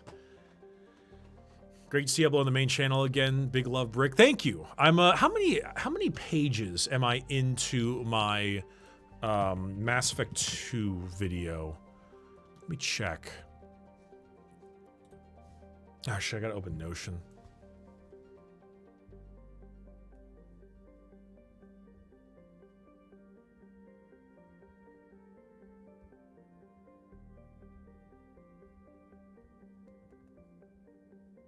Notion. Workplace. Bricked Up Media. Mass Effect 2 script. Oh, wow. This is like, yeah, I already have like 9 pages. A little less than that, actually. Maybe more like 7. We're going through. We're going through it. We're going through it bit by bit. Funny word like white bread picket fence was for Uncharted. Yeah, kind of like that. Yeah, white bread picket fence type. What's the process to writing the pages like? So normally it goes along the line of, so normally the way the scripts go is I have a lot of points I want to hit. Very specific points. And the goal is to talk about the game in its entirety from like a synopsis, right? From point A to point Z. And then as you go through it, you find individual bits that really match a topic you want to talk about, and you use that as a latching on point. For example, one of the more specific ones you could describe in this one is the Paragon Renegade system. And I was able to, as I was going through the beginning of Eden Prime, I was able to talk about how the randomness of Shepard punching people with that one dock worker on Eden Prime. And that's like a good place to discuss that. And so it kind of goes along again, and then we talk about it again. We talk about romances, for example, right before Ilos, and so on. So that's kind of how I tried to do it. So in Mass Effect 2, for example, a lot of the things that we'll be talking about is the changes to the gameplay, the changes to the cinematography. That's a big one. And it's one you may not notice unless you played it back to back like I recently did. Mass Effect 1 has very static shots where the camera just like does this. Mass Effect 2 has like there and then pin zoom and zoom out and up and over and like kind of shit like that. It's far more movement heavy, way more movement heavy. And it's a lot faster, a lot more cuts. And so it feels more like an action movie because the camera work is more like an action movie. Camera work, it's a video game. Is very specific in that, and Mass Effect 2 it's one of the reasons why it feels so more dynamic. It's because the shots are way more dynamic. Mass Effect, Miranda's ass, click. Like in Mass Effect 1, that would never happen. It was just shot reverse shot. It was just, I'm Shepard talking to you. I'm Liara talking to you. I'm Shepard talking to you. And then in Mass Effect 2, like Miranda will get up and walk around and the camera will pan and things like that. And then it'll look at her ass and that kind of stuff. Like there's way more of that. In addition, there's also the interrupts, which I will probably talk about in Garrus's recruitment mission because that's a good one to do. And then so on and so forth. Part 1. I have a theory about the future for the series. Liara will have a child from Shepard. Liara is a guaranteed squad member in ME3. True, that's possible. Apparently, Liara was supposed to possibly die in the Thessia mission. It was either going to be the other survivor on Vermeer or Liara would die over there. So, yeah. Something like that. I do not think that there will be any of that though with Shepard. Ayo Brick, man, fans fast frames onwards. Thoughts on the scrap dark energy crisis overarching plot, especially as commentary on environmental issues. I mean, my thought is that would have been a fine idea if it wasn't for the fact that it didn't work and they didn't do it.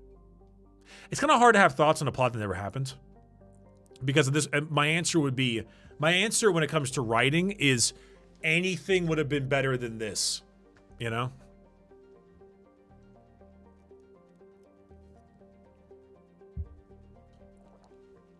you do a Batarian suck rant now? Dude, okay. This is the thing that gets me about the Batarians. Mass Effect does try so hard to be, hey, being a racist asshole is bad, and you should not be a racist asshole. That's a major plot point in multiple games and missions. And then the Batarians come out, and they are the worst race by far, and they are like completely unredeemable. It's literally, we don't be racist unless it's the Batarians. It's so fucking funny to me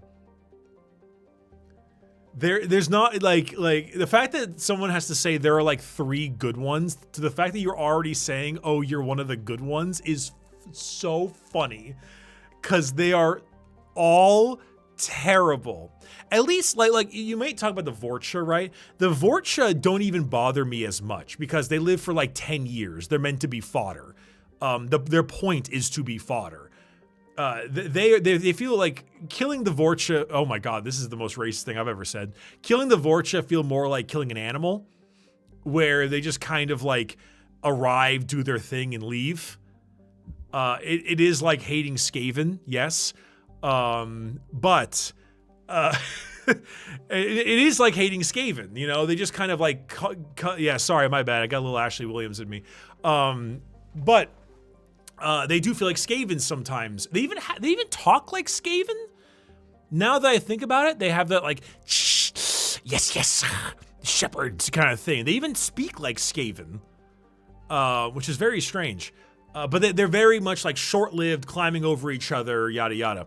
But the Batarians, like there's this part on Ilium in Mass Effect 2, which is like the Batarians have filed a complaint in the system because they believe that the ban on slavery is against their cultural rights.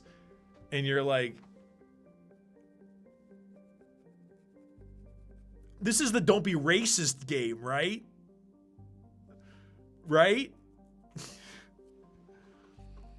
Like, yeah, I don't think you meet a single Batarian that isn't like enslaving people, except for maybe some clerks on Omega or something, or occasional bodyguards. It's wild.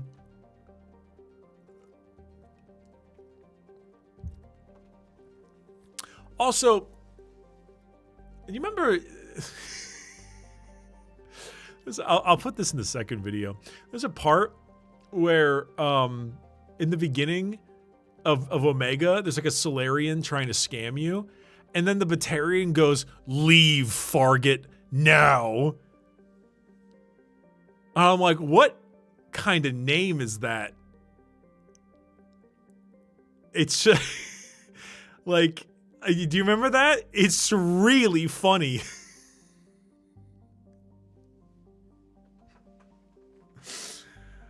It's a little close. It's a little close.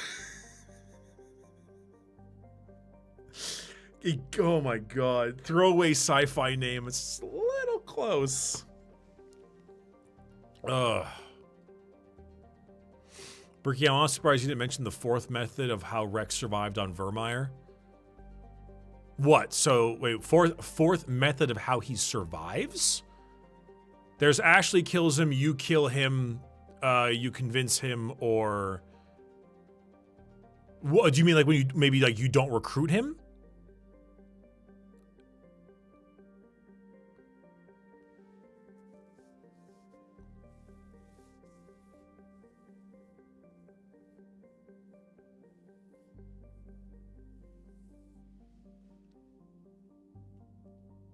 Oh, if you don't have enough squad mates. Oh, right.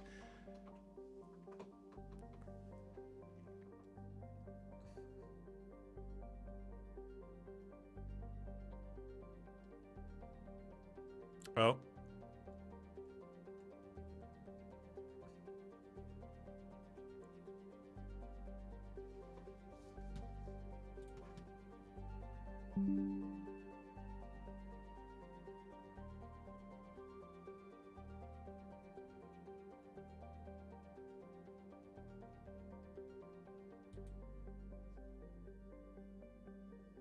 There we go. We're back.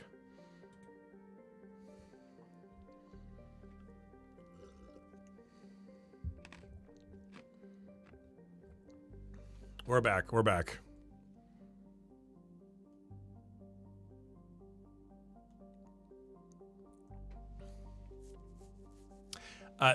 Listen, time to go super duper. You've reposted your same Ashley defense like 5 times. You gotta let it go.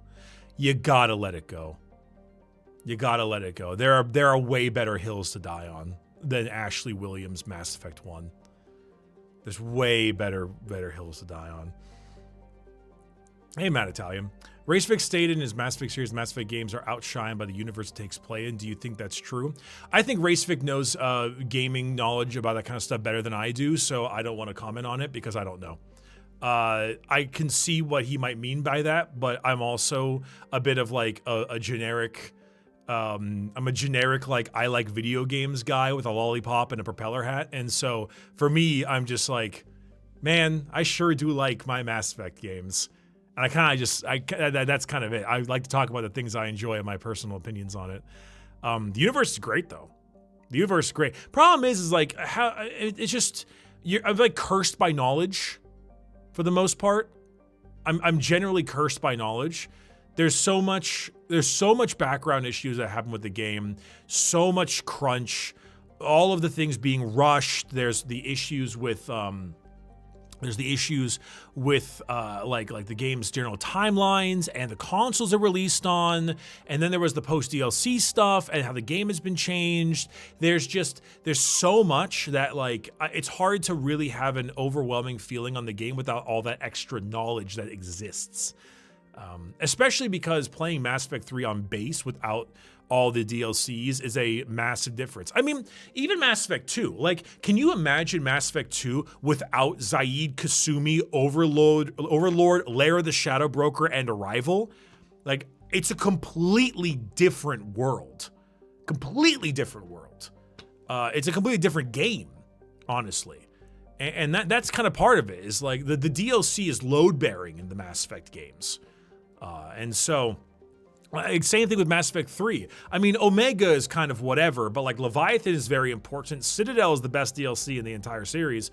And like Javik, you need those things. You need those. You really do.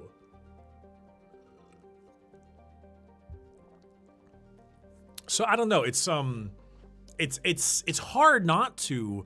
It's hard to rate those games on their own merits when, like, their base merits when those DLCs are so pinnacle. They're so important.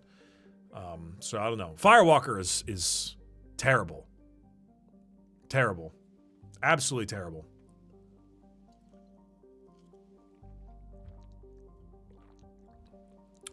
Yeah. So I don't know. It's bizarre. It's bizarre. I've got a hot take. Making Mass Effect Trilogy was a mistake. Because with the setup of the first two games, it could have gone on forever with iterative sequels every 2 to 3 years, kind of like a serial. I don't think I agree with that, just because the lead up to the galactic threat destroying the whole galaxy was already stationed in the first game. And because of that, like, you can't keep pushing out the galactic threat to the galaxy. Once you've done the galactic threat to the galaxy, that's the end of it. You know, like you've got, after that, you've got like stage 2 MCU or whatever, and then it just isn't the same. I mean, you could totally do like a Cowboy Bebop era style serialized, you know, thing of the week, but that has to be with John Starfarer on the Gormandy 7, you know, who's out in the Terminus systems doing bounty hunting odd jobs. You know, it can't be like Commander Shepard, Alliance Military, that kind of thing, you know? So.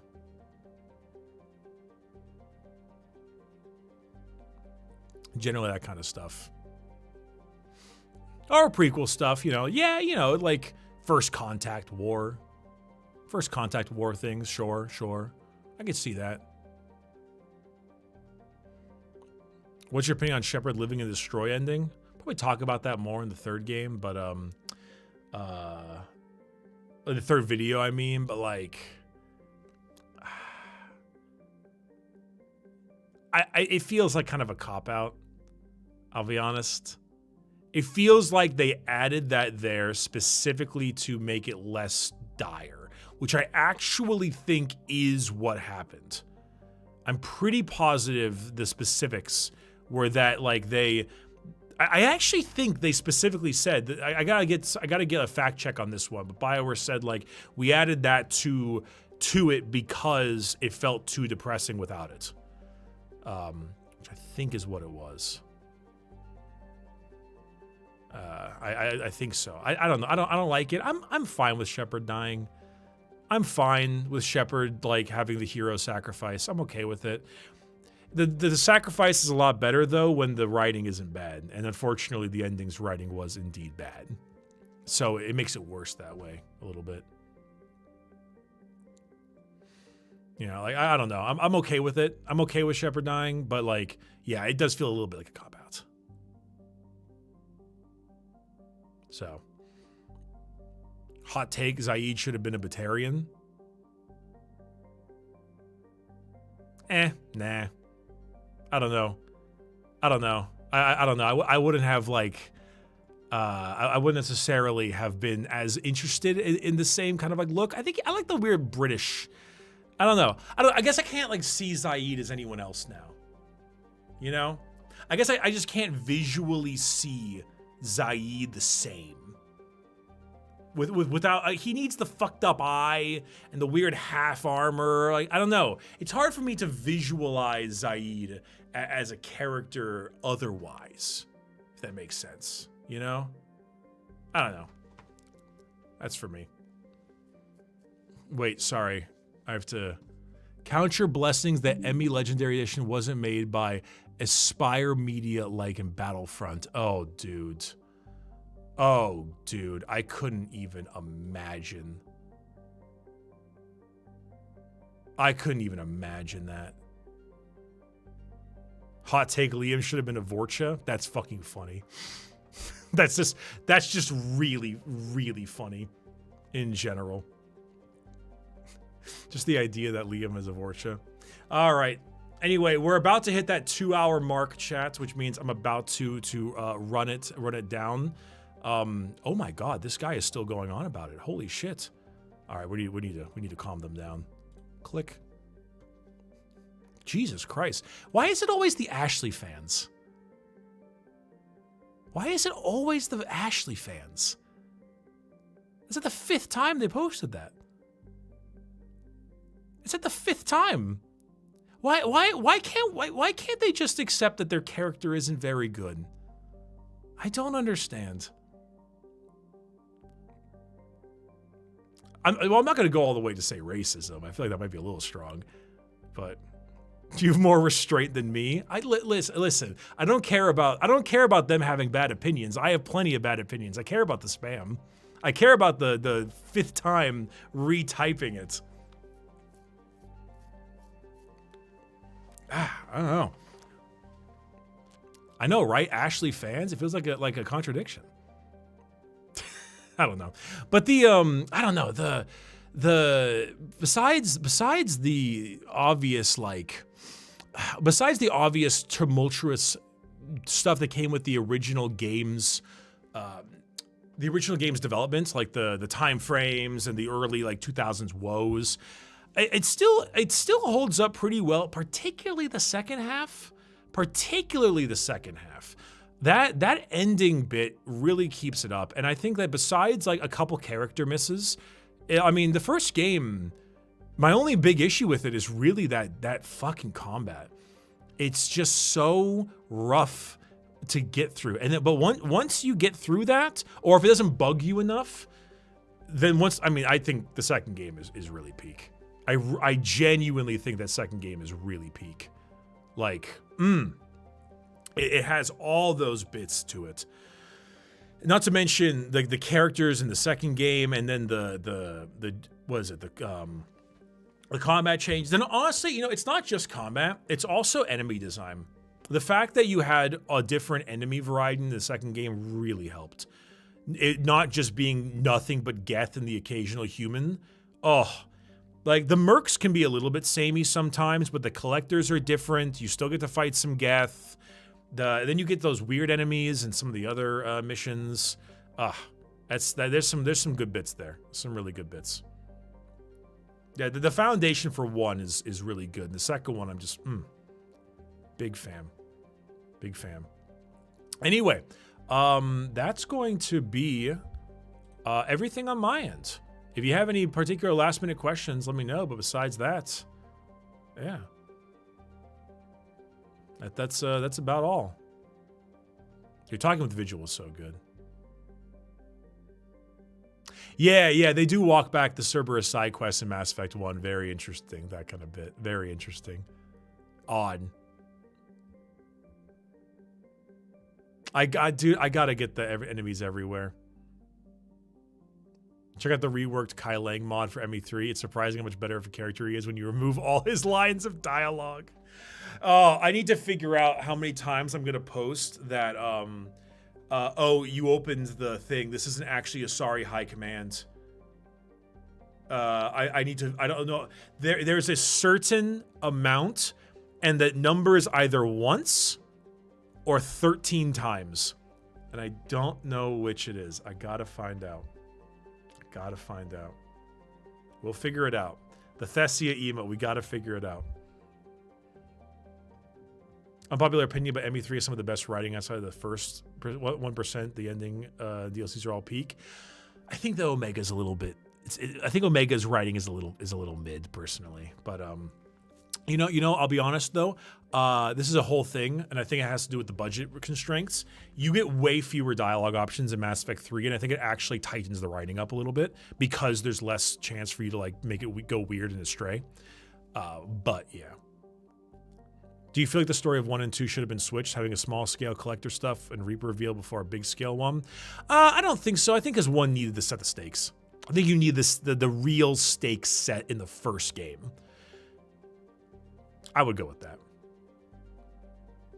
All right, chat. That's it for me right now. I'm gonna go ahead and send you off on a raid.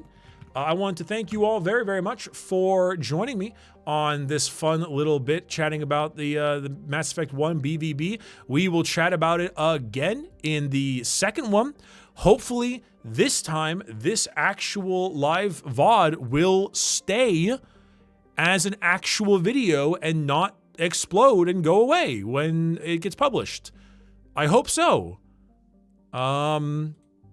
We will figure it out. I'm hoping it gets auto-published as a VOD, but yeah. I don't know.